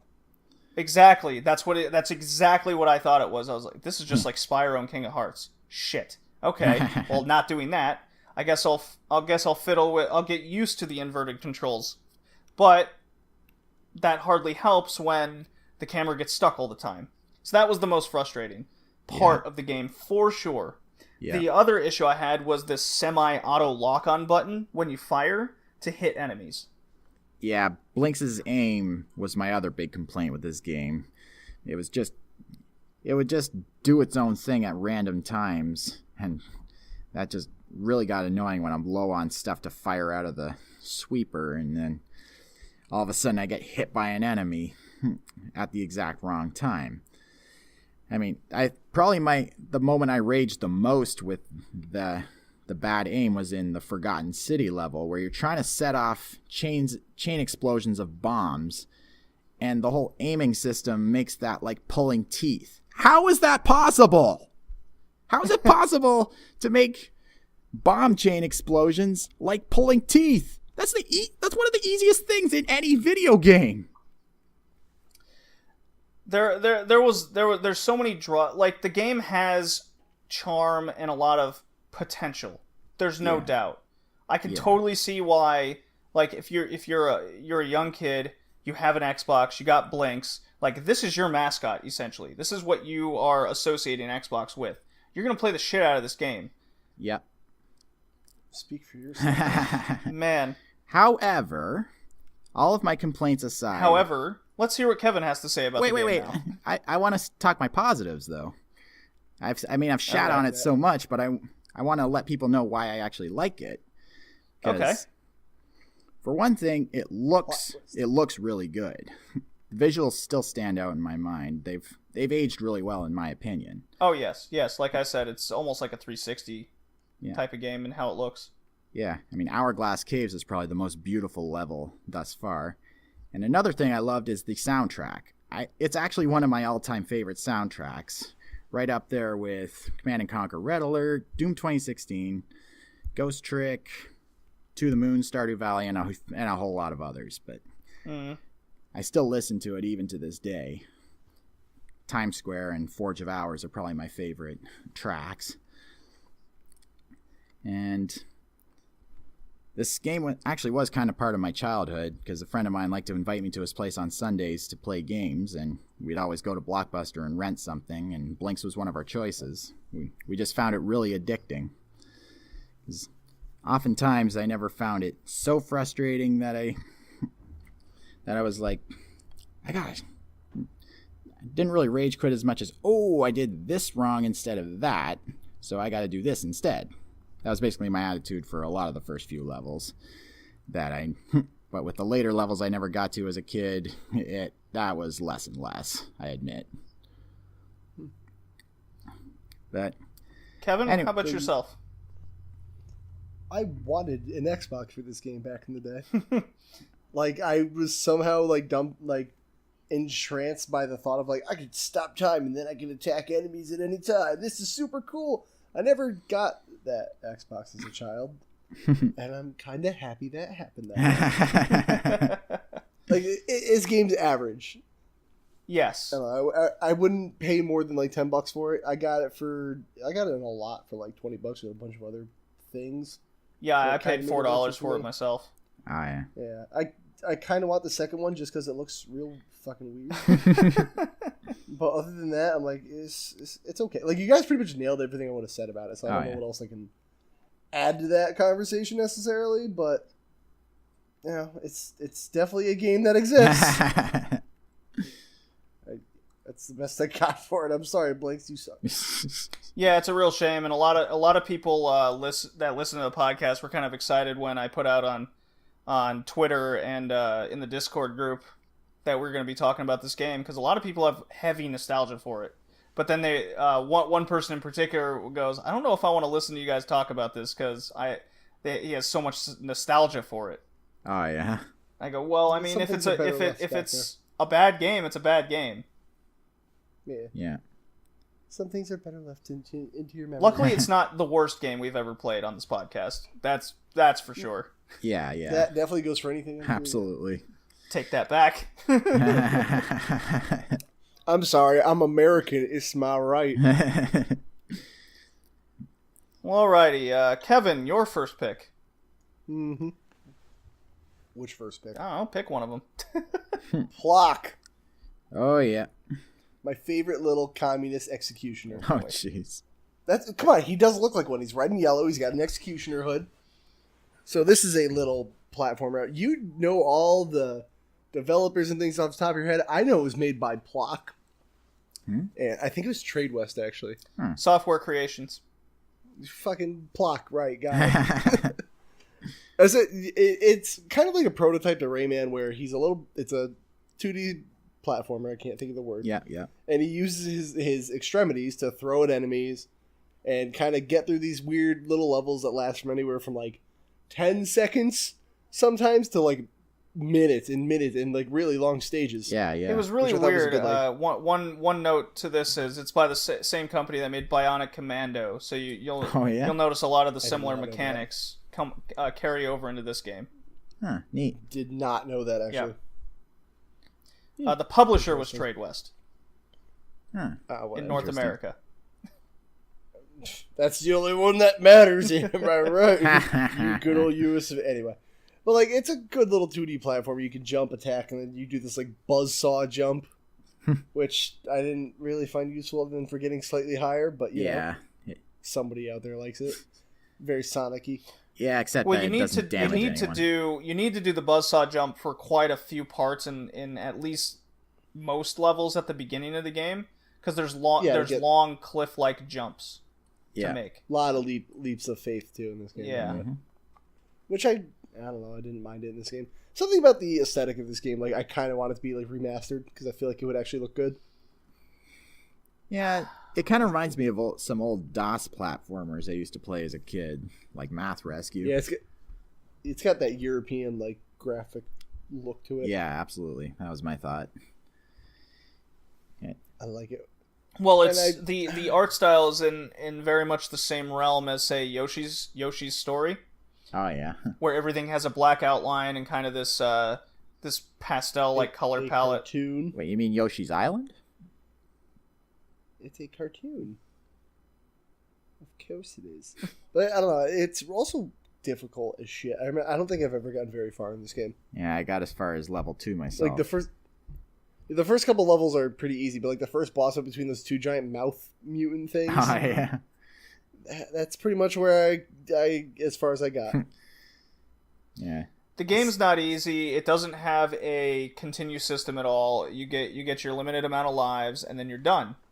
Pretty much. Which is very brutal for a platforming game. Just a side scroller like this. Comic Zone, man, am I right? Oh. Yeah. That's a great example of, and that's something to note, that whenever you get a platforming game that doesn't have the infinite kind of continues, once you lose your lives, the exception that I can think of right now is, say, Mario, the very first one on the NES, Mm-hmm. Super Mario Brothers. But that game had the level skip areas that everyone uses, the pipes.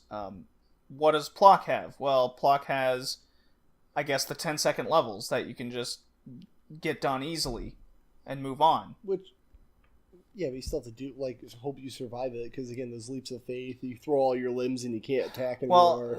Well, my main issue with Plock was the jumping mechanic was finicky. A lot of the mechanics in general, but the life bar system really didn't match to enemies. So when you get hit by an enemy, usually in most platforming games, it's, a tick of life. But in Plock, depending on the strength of an enemy, it'll take X amount of these of your health bar. But there's no way to know, and it's not consistent on how much an enemy will do damage to you.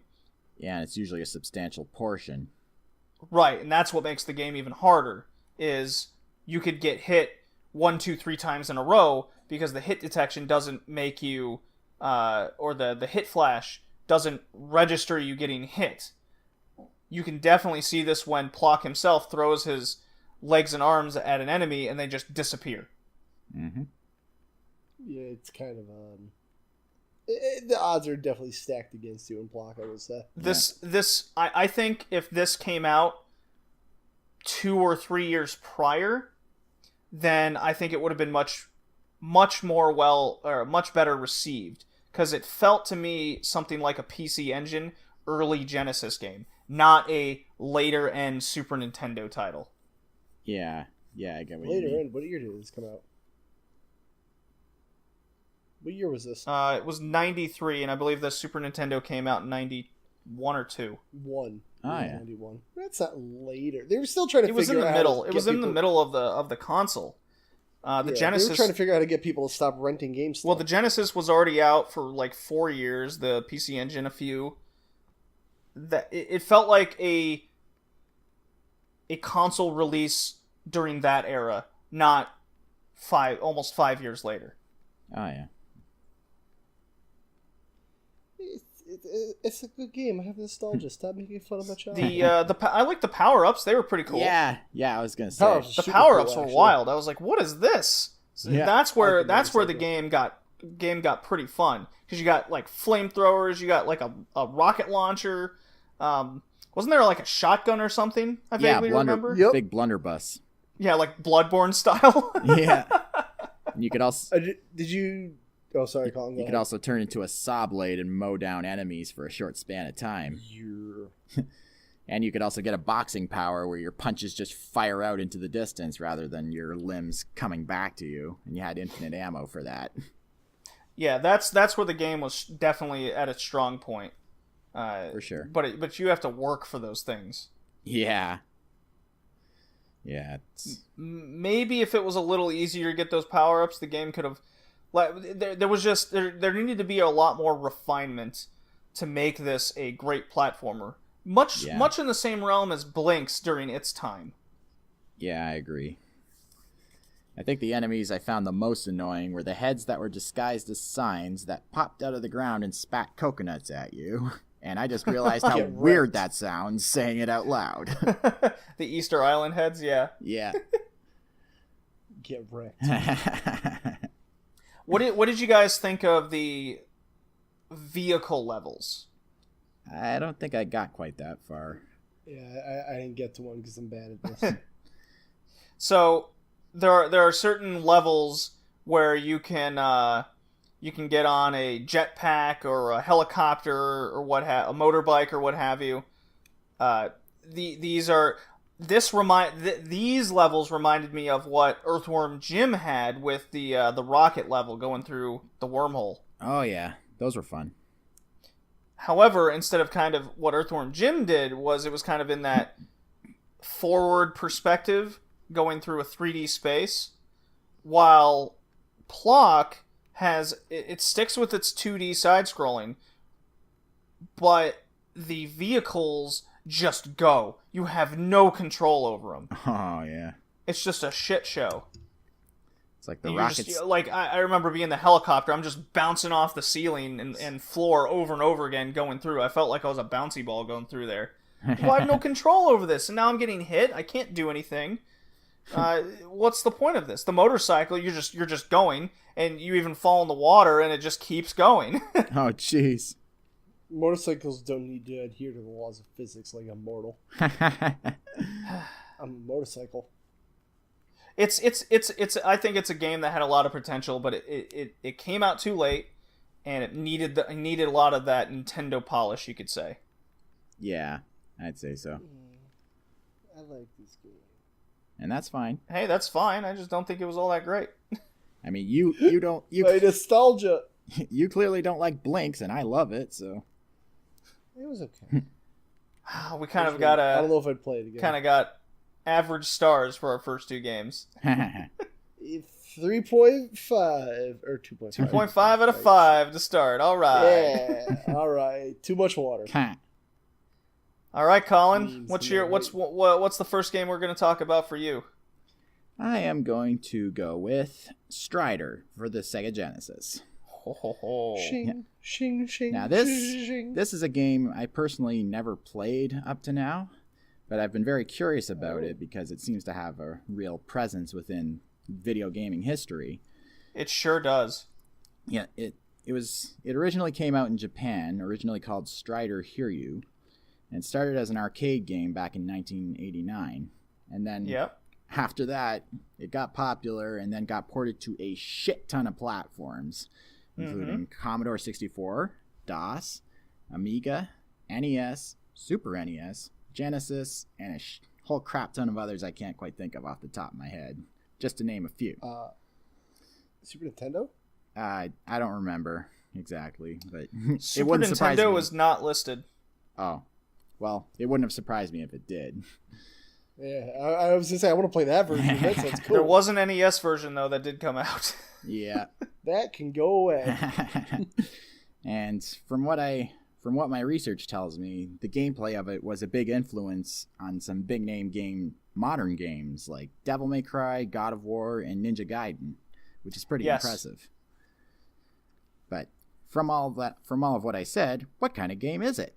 It's basically a hack-and-slash platformer similar to the original Ninja Gaiden and Shinobi, and very fast-paced action, but admittedly kind of clunky at times. I noticed a lot of similarities with this and Shinobi, for sure. Yeah, absolutely. You can definitely tell this used to be an arcade game because it's balls hard with enemies and projectiles coming at you from every which way, and you'll definitely die a lot. Yep. Who made this game and what year did the? Because you particularly wanted us to play the Genesis version. Yeah, that's only because. Actually, I don't remember what my reasoning was there. I just picked one because Strider. The game. Well, I think it's the most famous version of this definitely. Like it's the most loved version. Probably. And it's definitely one of the more superior versions, because that was kind of the appeal behind the Genesis was, hey, these are arcade games coming to home console. Yeah. And Strider was definitely that title to bring home. Developer and publisher Capcom being very strong at the time. This was its first huge home release hit before Street Fighter 2 became the phenomenon that it was. Yeah. And Hiru, this character, has kind of been lost in time. Because I remember arcade machines being at bowling alley of Strider growing up, but they were quickly replaced with the Street Fighter 2 and the Mortal Kombat. Yeah. Funny story, as I was looking for the Genesis, I thought I found the Genesis version. I ended up playing the Master System version. Oh, yeah. Which is an arcade home port different from the NES release. Yeah. Which I don't understand how you found that by mistake. And it's a totally... I wanted to play... I don't have specifically the Genesis version, so I had to kind of do a workaround, you might say. Oh, yeah. Have you heard of emulation? No, never wouldn't do that. And I go through that same little program that I do with the Master System. Right, you don't want to take money away from Sega, from Strider. I get it, because they're selling it still. Yeah, so Strider's very much successful. Yeah. So I ended up playing the Master System version. I'm like, this doesn't seem right. And wow, the Genesis version is so much better. It's a totally different game and experience. Because there's this Metroidvania kind of feel to it. Yeah, where you have to go through the level, get some key cards, and then come back. While in this Strider, it didn't really feel that way at all. Yeah, it's very straightforward. So tell us about, because there's multiple stages and what you have to do in these stages, Colin. Why don't you tell us about that? Well, I only played the first 2 levels myself because that's all I really had time for, given my new position and work schedule. But Sure. But there's a whole bunch of different things that you can do in it. I mean, as you walk, you basically slash your main attack is slashing your Tonfa blade. Mm-hmm. I mean, it doesn't really look that way in the game. It just looks like a big crescent slash. And then yeah, it's fucking awesome. So cool. Yeah. It's so metal. Yeah, it's in a futuristic setting. And it has a few nods to Star Wars. Basically, you jump, you slash. Sometimes there are some areas you can actually hang off of and slash, and then you can jump up and do more slashing. You can also climb walls with your knife. Yep. And so a few things the game is famous for is the large sprites and the art style. Yes. And as you said, the game mechanics is what made it so kind of revolutionary at the time, with the hanging from ceilings, the workarounds with gravity was definitely innovative, and the knife really got into the wall jumping. So it brought that Ninja Gaiden feel and kicked it up a notch. Absolutely. It made you feel like a super ninja, basically, a super future ninja. That's what I felt I was with Strider. Yeah. Yeah, it's pretty cool. Super future ninja. Super future ninja. You heard me. No, I didn't. I'm not disagreeing. You sound like a dummy. But those are things. I mean, fuck. You fight. Oh, yeah, you so fight cool. a saber-toothed tiger robot and a robot hawk. It's almost like Horizon Zero Dawn. I was with just gonna say. Yeah. True. It's insane.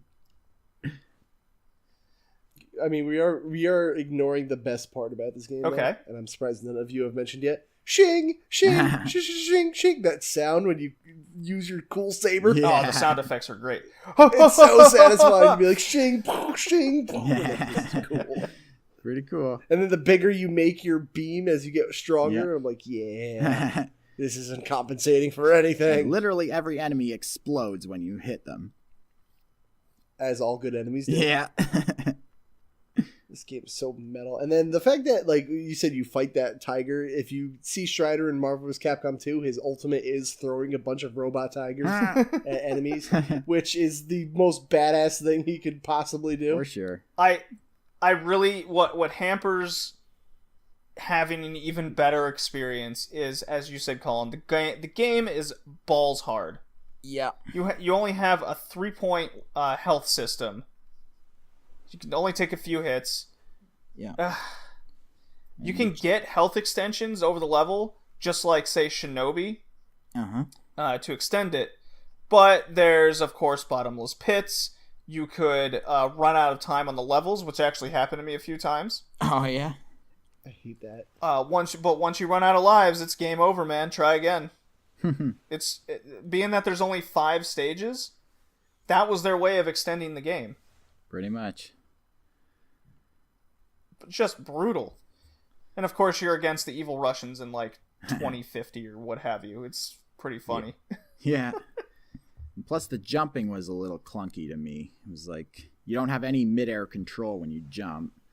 And sometimes you either jump straight up that goes forward. into the gravity manipulation I mentioned earlier in the game. Because, for example, even if like you weren't being flipped upside down, you would run down, say, a sloped hill or what have you, and you would use the increased speed momentum to jump over longer gaps or what have you. Or he'd do this wicked cartwheel.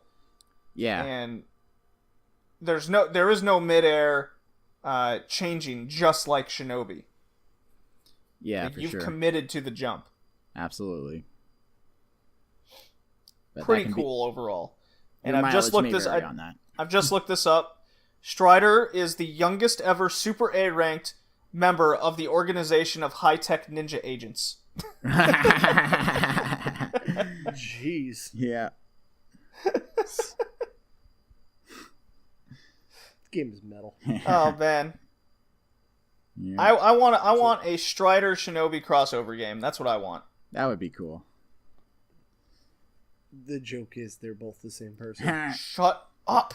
Don't you listen? You need to accept facts.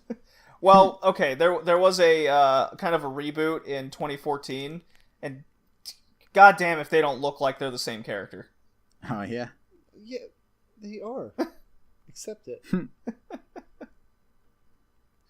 So, I mean, Colin, great game, just hard as shit. Yeah, for sure. Play it again, 10 out of 10. I would play this again. I would put this along the lines of hard games you have to play with the Ninja Gaiden and the Ghouls and Ghosts series. Yeah. I also recommend getting this on PS2 if you guys can on the Capcom collection, so you could put in more quarters and just keep playing. Yeah. Just throwing an idea at you guys if you want to not cry yourself to sleep. It definitely earned its spot in video gaming history. I agree.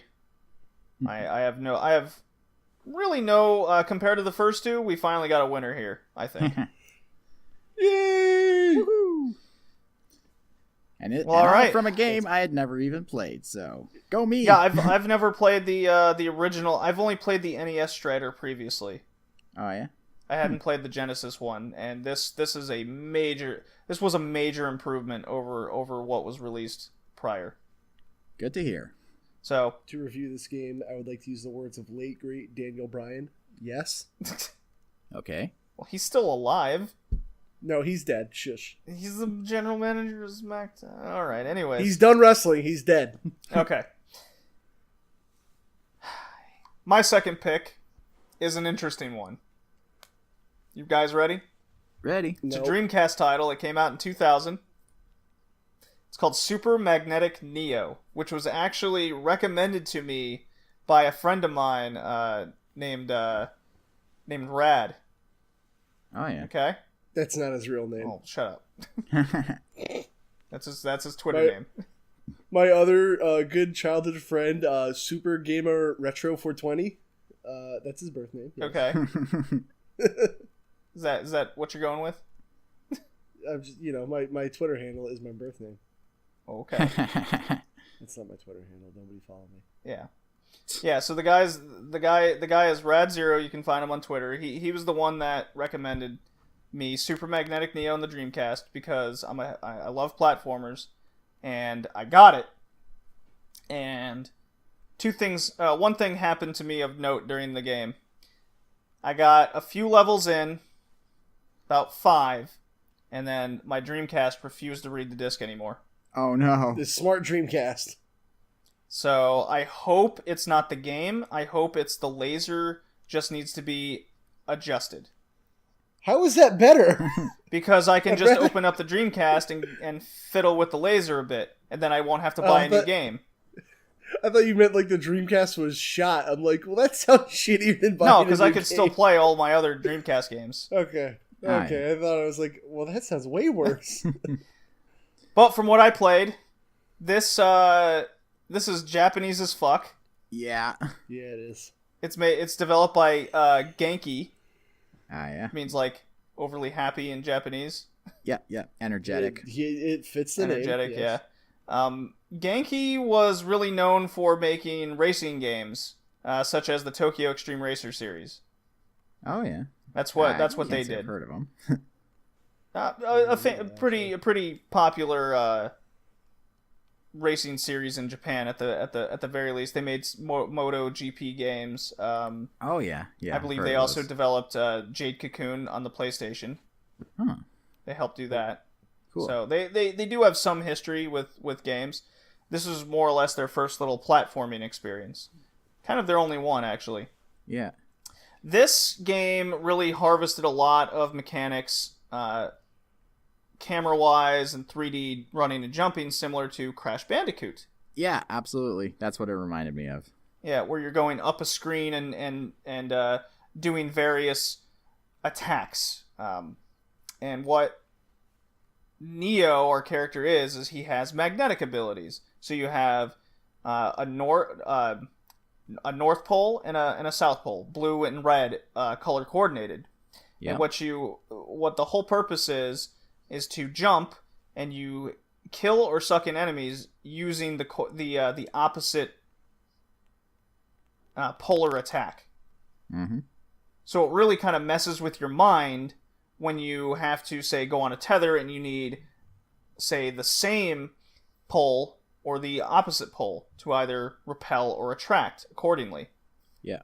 This alone makes the game very hard and confusing. Yeah, it kind of reminds me of Ikaruga. Yeah, I was just thinking. Yeah, it's just like, say, Ikaruga. Yeah. That's what. Yeah, so it was like Crash Bandicoot mixed with that. Because the platforming itself wasn't too difficult. It wasn't as demanding as Crash Bandicoot was. But that added element of switching between north and south all the time, that's where the difficulty came in. Because there was a lot of pits and what have you where I'm just like, okay, north, okay, south. Oh no, I pressed north. Ah! Yeah. Although some of the gameplay elements kind of reminded me of I think they made their way into Sonic Adventure 2, like the whole grab an object that pulls you forward in a straight line at high speed. That I actually Yes, we saw a lot of that later in Dreamcast games and Sega games in general. Yeah. They used a lot of this. And the quirkiness and visual style, it really reminded me of Mischief Makers. It's so very Mischief Makers. And the premise itself is like Mega Man and Sonic all in one. I never really I could see that, I guess. Yeah, it's hard because it's like 3D. I'm trying to like make that to an extent in my mind. Yeah. My issue was upon reading that even though I only made it 5 levels in, I was already a fourth of the way through the game. Oh yeah. Wait, really? Yeah, so I almost got to the end of I basically got to the end of the first world, and there's only 4 worlds total. There's a jungle, an ancient, a cowboy, and a future. So that's one thing. Another thing of note is it's not just ice forest, volcano, desert. You know, it's not just straight. They put a spin on those average worlds. So instead of desert, you have everything cowboy. I demand my tropes. Well, it kind of touches on the tropes, but puts something else into it, so it's not generic. Even though a lot of those early level, like there isn't a whole lot to the level other than that small amount of added element. You know what I mean? It seemed the levels seemed a bit too plain, even though the color palettes were had very warm colors, a lot of red and blues going on. Yeah, for sure. While I agree, I have to say one thing about this game, and this is coming from somebody who doesn't have a Dreamcast, so don't hate me. This looks like a bad App Store game. No, it plays a lot better than I was expecting. Oh, yeah. Yeah, it does. It still looks like a bad App Store game. By today's standards, maybe, yeah, I can see that. Yeah. But I don't know. But for its time, It's it looks cool. really solid. Oh yeah, Neo himself controls very tight, which I really appreciated, especially when the game requires so much finesse in switching between your north and south fields all the time. Yeah. If it wasn't that tight, the game would have been unplayable. Mm-hmm. One of the favorite things I experienced is in each level there's like a hidden item. And the VMU, the virtual memory unit on the Dreamcast, their memory card that plugs in and shows you a little screen. When you're nearby the hidden item on a level, the memory card will show you where that you're near it. It'll signal to you. Yeah. So it's like ding ding ding, hey, you're right here. It's like, oh, cool. Yeah, that's pretty And neat you use stuff. you use those items to like build shit in Neo's house in between levels. So imagine you're Crash Bandicoot and you collect the crystals or what have you in a level, and you go back to like Crash's little hut, if this existed, and you can like put things everywhere. Yeah. Every time I say Neo, I keep thinking of the PS4 game. Yeah, me too. Boy, you're really harping on that Matrix. No, I'm thinking of the PS4 game. I said PS4 Neo. The other Dark Yeah, Souls. the thing that's like Dark Souls, but not Dark Souls. Dark Souls in Japan. Yeah, Japan of Souls. Oh, Nio. Yeah. Neo. Okay. That's NIOH. how everyone says it. Uh-huh. Yeah, Neo. That's the one. So I really enjoyed the game. I wish there was a little bit more to it. I think it was a little too Japanese. The character was kind of goofy looking. Yeah, kind of. But for a Dreamcast game and a platformer, it's a solid game. I was not expecting it to be. It's an okay game. I think it's above average from what we Yeah. played. It's not as good as Strider. I mean, Strider's MVP right now. Seems that way. Yeah, looks that way. All right, well then, moving on to Kevin. Mega Man, super fighting robot, Mega Man. We did mention Mega Man earlier. Uh-huh. It's Mega Man X3. It's a good Mega Man. So why particularly did you pick X3? Because I beat X1 and 2. I've only beaten X1 myself. Yeah. It's just, I mean... I'm the same way. I've only beaten X1 and 2. Yeah. Here's the thing about picking this once I picked it. I don't know what to say about it other than you played X1 and 2, right? You want more of that? Okay. I don't know what else to say about X3. That's the issue I have now that I actually played it. Yeah, as I started it up, I was realizing that I go, oh my god, this is just more of the same, which isn't necessarily a bad thing. Yeah. But usually, It just makes a whenever bad you conversation play piece. a game in the Mega Man series, there's always something added to it, such as Mega Man 2 added the blaster, Mega Man 3 added the slide, etc., etc. It goes on. What did Mega Man X3 2 add? from 1. It added a real high price tag in the retro market. Well, sure. That's all I got, dude. I'm sorry. I don't know. I don't know. The thing is, this game's a bad conversation piece for this context because I don't know what else to say about it that makes it unique from 1 or 2. Other than because X4, it's the first PlayStation one, so you're like, oh, it's different. We're moving in. We got some cinematics. 3 was just 3 could have not existed and it would have been okay. Yeah. Well, Capcom had Montecucci Engineering develop it. Oh, yeah. Who? So it had someone affiliate. You could actually be Zero, the character Zero in X3. That was the first one. Oh yeah. Right. Like that was really the only thing I noticed. And Zero's my favorite Mega Man character, so I mean that was cool. But like at the same time, it didn't feel right because like in 2, you were kind of like getting Zero's parts. Mm-hmm. And he was dead, but as we know from all anime and comic deaths, death is nothing. Yeah, minor inconvenience. Yeah, absolutely. So, especially if you're a mechanic, because then there's really no reason why they can't rebuild you. Well, this game has a big animal theme to it. A lot of the robot masters are animal themed. Yep.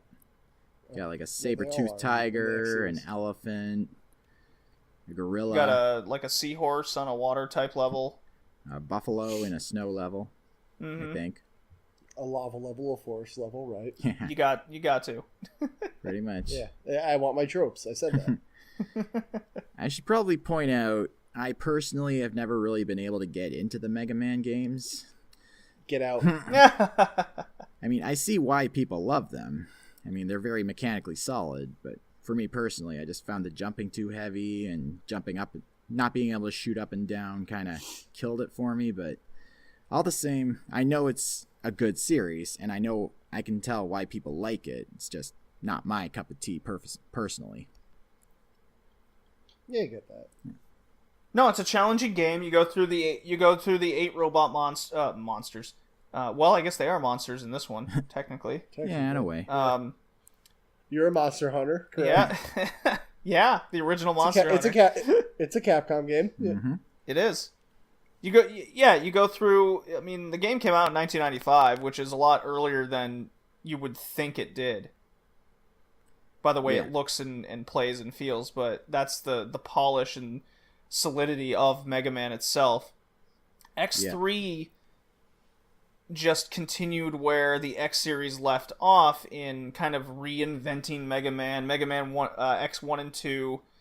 Well, X was the reinvention. X2, you had the new chip that it was using called the CX4 that made the graphics and kind of this transparency within the game even more crisp and what have you. It made a 32-bit version of the game onto a Super Nintendo, basically. Cool. So, graphically and technically, X2 and 3, way better than what the Super Nintendo deserved. I noticed my PS2 disc didn't have any chips in it, though, for this game. Yeah, I had the PS2. So you're a liar. I had the PS2 version myself. Yep, I ain't paying the price of this thing. Not many people will. Yeah. Since I didn't play... I don't understand why I don't buy the collection. Yeah, I mean, the Sega Saturn version of this game goes for upwards of $200. Oh, really? X3 was on Saturn? X3 was released on the PlayStation and Saturn as well. Huh. What? I do like...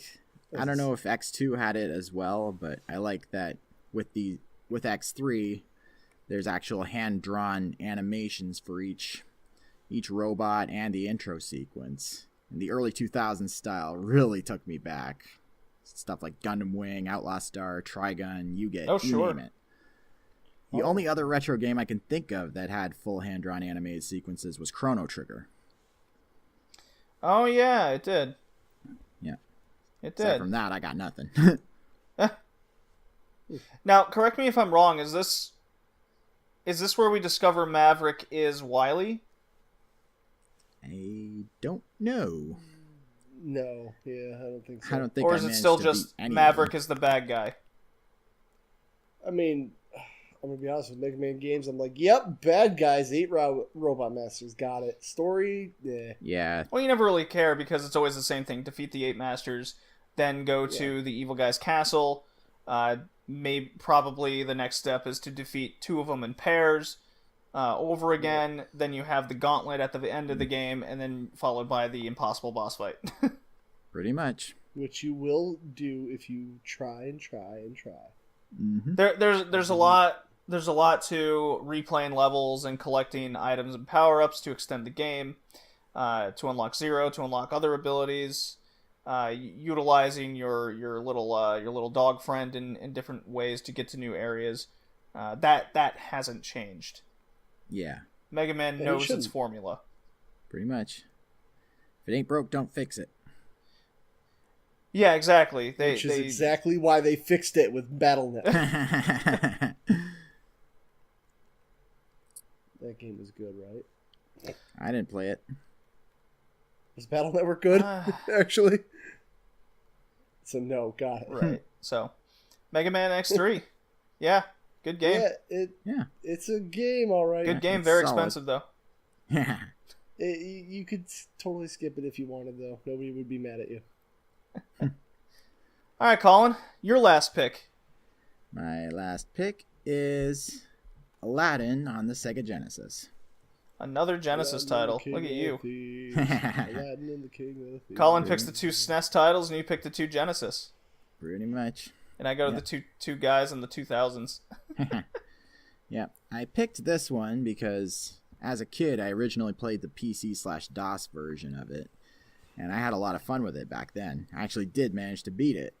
And the Genesis version pretty much plays the same way. You know, the sound and music are just a bit different, but that's to be expected. Now, I really like this one.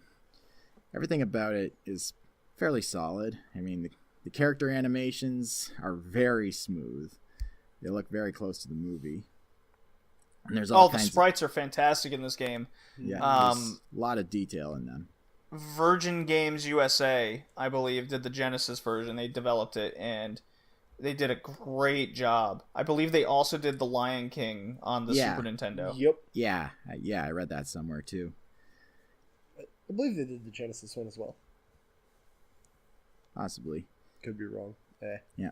Yeah, there's all sorts of different details that make this really stand out. I mean, like, every time you lose a life, you see Aladdin looking all woozy, and then Abu is fanning him with the carpet, and then Aladdin flops backwards. Well, the developer, Virgin Games USA, were affiliated with, like, Westwood Studios. They kind of helped a lot of other studios, developers out. That's cool. 3DO games, Super Nintendo, you name it. They were very much into this time. But Aladdin was their kind of bread and butter for Sega. Oh yeah. This game is fairly simple with its gameplay. It's like your attacks are basically just swinging a sword and throwing apples. It gets the job done. And if you time your swings right with the sword, you can actually cancel out the sword attack of your enemies and knock knives out of the air, which I thought was pretty cool. Oh yeah, the game has so much polish, especially for a studio as busy as they were, with working with so many different systems. Yeah, the controls actually kind of remind me of Earthworm Jim's. Yeah, I can actually check. If I'm not mistaken, I believe they developed an Earthworm Jim game, or at least they had a hand in it. Let me as you keep talking, yes. They did the European Earthworm Jim release. Cool. What only the European one? Yes. Huh. That doesn't, okay. Interesting. Well, they I believe they're a European company. Right. And they had the PAL code. Oh, yeah. I remember reading. Cool.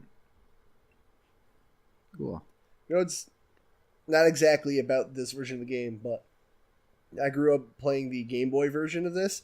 And it, just as a side note, Virgin did that too.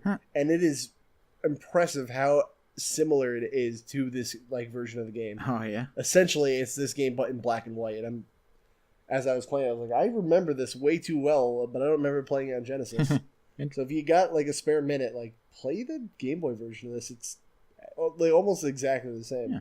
Maybe I'll check it out. Yeah, Virgin Interactive. They're based in the UK.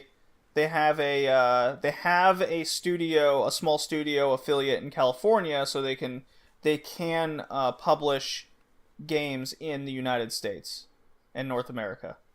Cool. It did fold. Basically in 2002.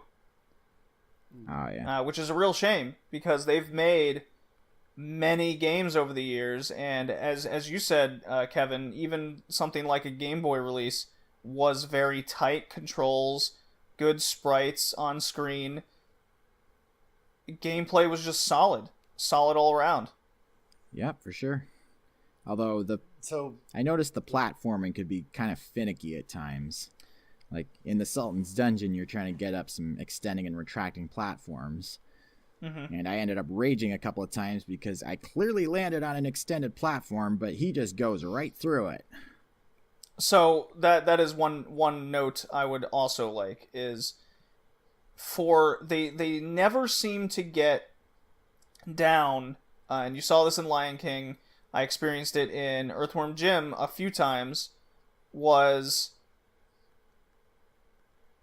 No, not Earthworm Jim. It was Lion King and what other game am I thinking of here? Toy Story. I think Chuck and Rock. I just Chuck. Don't know if I've heard of that one. I believe Chuck and Rock, where whenever there's a platform, if you don't have both of the sprite's feet on the platform, then you'll go through it. That's real dumb. That was very consistent in a lot of their games I've experienced. As Colin mentioned, whenever you're going up those platforms, if you don't have both your feet on it, you will fall through it, and that's definitely ragey. Yeah, that's a pain in the ass. I don't know if I noticed that now.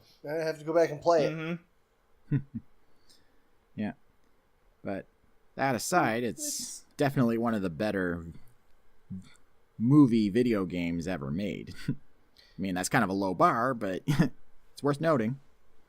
So Super Nintendo or Genesis version, everybody? Well, this particular version of Aladdin is the third best-selling Genesis game. Oh, yeah? Really? Wow. That's odd. I wouldn't expect that, actually. Things I learned today. Yeah, go figure. There's actually a really... That just seems weird. I can't comprehend that, actually. I'm sorry. Yeah, that's how great the game turned out to be and how loved it was. Disney sells. Yeah. Aladdin was very hot at the time. Oh, for sure. You put a good game with a Disney property, that thing's gonna sell like hotcakes, and it certainly did. Even got good reviews, and I totally know why. Every level, you're playing the movie. Pretty much. Do hotcakes even sell anymore? I mean, even something as hard and rage-inducing as the magic carpet level going through the what do you call it? The Sphinx? Cave of Wonders. The Cave of Wonders. Yeah. And all the lava flows are exploding up through the volcanic activity. Oh yeah. You got the epic music playing. You're going through the magic carpet. Yeah, hell really yeah. Like the soundtrack. All about that.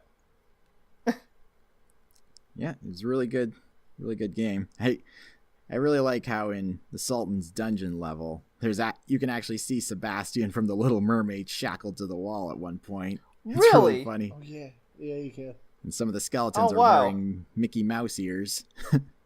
Yep, the Mickey Mouse ears in the desert. Yeah. Well, that's all the desert. That's not a good description. I'm as successful as this game is and how solid and tight the controls are, minus the platforming, major platforming flaw. There's no doubt about that. There was never a sequel released. It was only discussed and talked about, and Disney just said, nah, don't do it. Well, they didn't have it in a second Aladdin movie. They did, but... Love the long pause there. Well... Return of Jafar is the best one of the trilogy. There was even a number of ports that were supposed to come out, such as the Sega CD version, but it was just never started. Gee, I wonder why. Because Return of Jafar, it was just too good for us to comprehend. I get it. There isn't even an NES version of this release, and I can't imagine that can't be as good. It can't be. Sure it can. The Game Boy one was fine. I wouldn't really know. I have faith. You need to believe. I don't know. I don't know if the NES would be able to handle the amount of detail on screen and keep up with the controls. I think there would be too much flicker involved. Because that was the other thing. This game just performed like butter. Yeah, absolutely. It was very smooth. Never flicker, never a jerk of the screen. It was just constantly panning the whole time. It was like it was blast processing or some shit. I like this game. Because even in Mega Man X3, going screen to screen still has that pause of the screen and moving down, while Aladdin was always a seamless scroll, no matter what. Yeah, for sure. Yeah, it was a good game. 10 out of 10. It was very good. Yeah, Colin, you were 2 for 2. But we kind of knew Aladdin was a good game. Just kind of an excuse to go back and play it, I suppose. Pretty much. But had Kevin, you'd had to have played this game prior, right? Oh yeah. Yeah. What about you, Colin? The Game Boy version. Well, like I said, I played the DOS version of it as a kid, which is... And never dabbled in the Genesis. No, I didn't have a Genesis growing up. There you go. Well, then perfect excuse. No wonder you picked it. PCs Pretty don't much. play games. Everyone knows that. PCs are for taxes. Fantastic.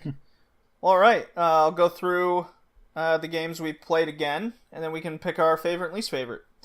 So, my 2 picks were Super Magnetic Neo on the Dreamcast, Blinks the Time Sweeper on the Xbox, Kevin picked Mega Man X3 on the Super Nintendo, and Plock on the Super Nintendo. That was a game. Hell yeah. And Colin picked Strider on the Genesis and Aladdin on the Genesis. Kevin, what was your favorite and least favorite? I know he said there's nothing much to it, but I love Mega Man, so I'm still going with X3. Okay. So, still a favorite, even though it's not a good conversation piece. Least favorite is... I don't know, these are all pretty good. Super Neo thing? Magnetic Neo. Super Magnetic Neo. Yeah. Not a Dreamcast guy. Not that I'm not a Dreamcast guy, it's just... I mean, none of these are bad, but something's got to be at the bottom. Something's got... Yeah, that's unfortunate, too. Let's just say it's 6th best. 6th best. Okay, fair enough. Colin? That's a good question. I think my favorite would probably be Aladdin, although Blinks is kind of my second pick. Oh wait, shit, Blinks is bad. And my least favorite would probably be Plock.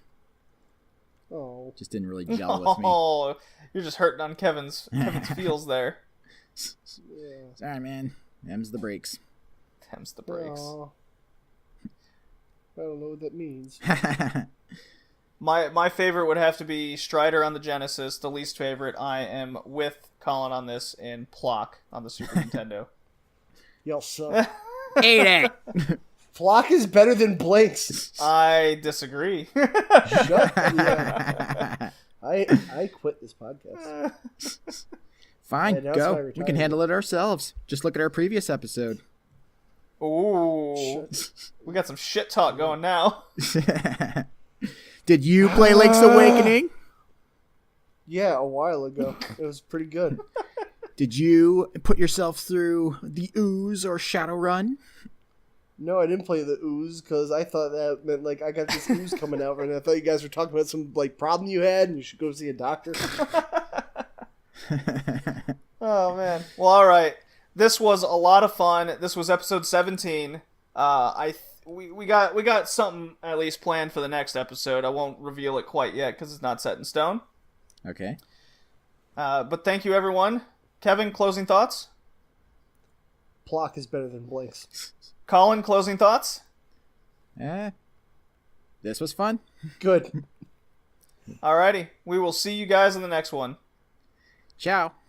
Beatbox out the outro. You better use Plock music for the outro.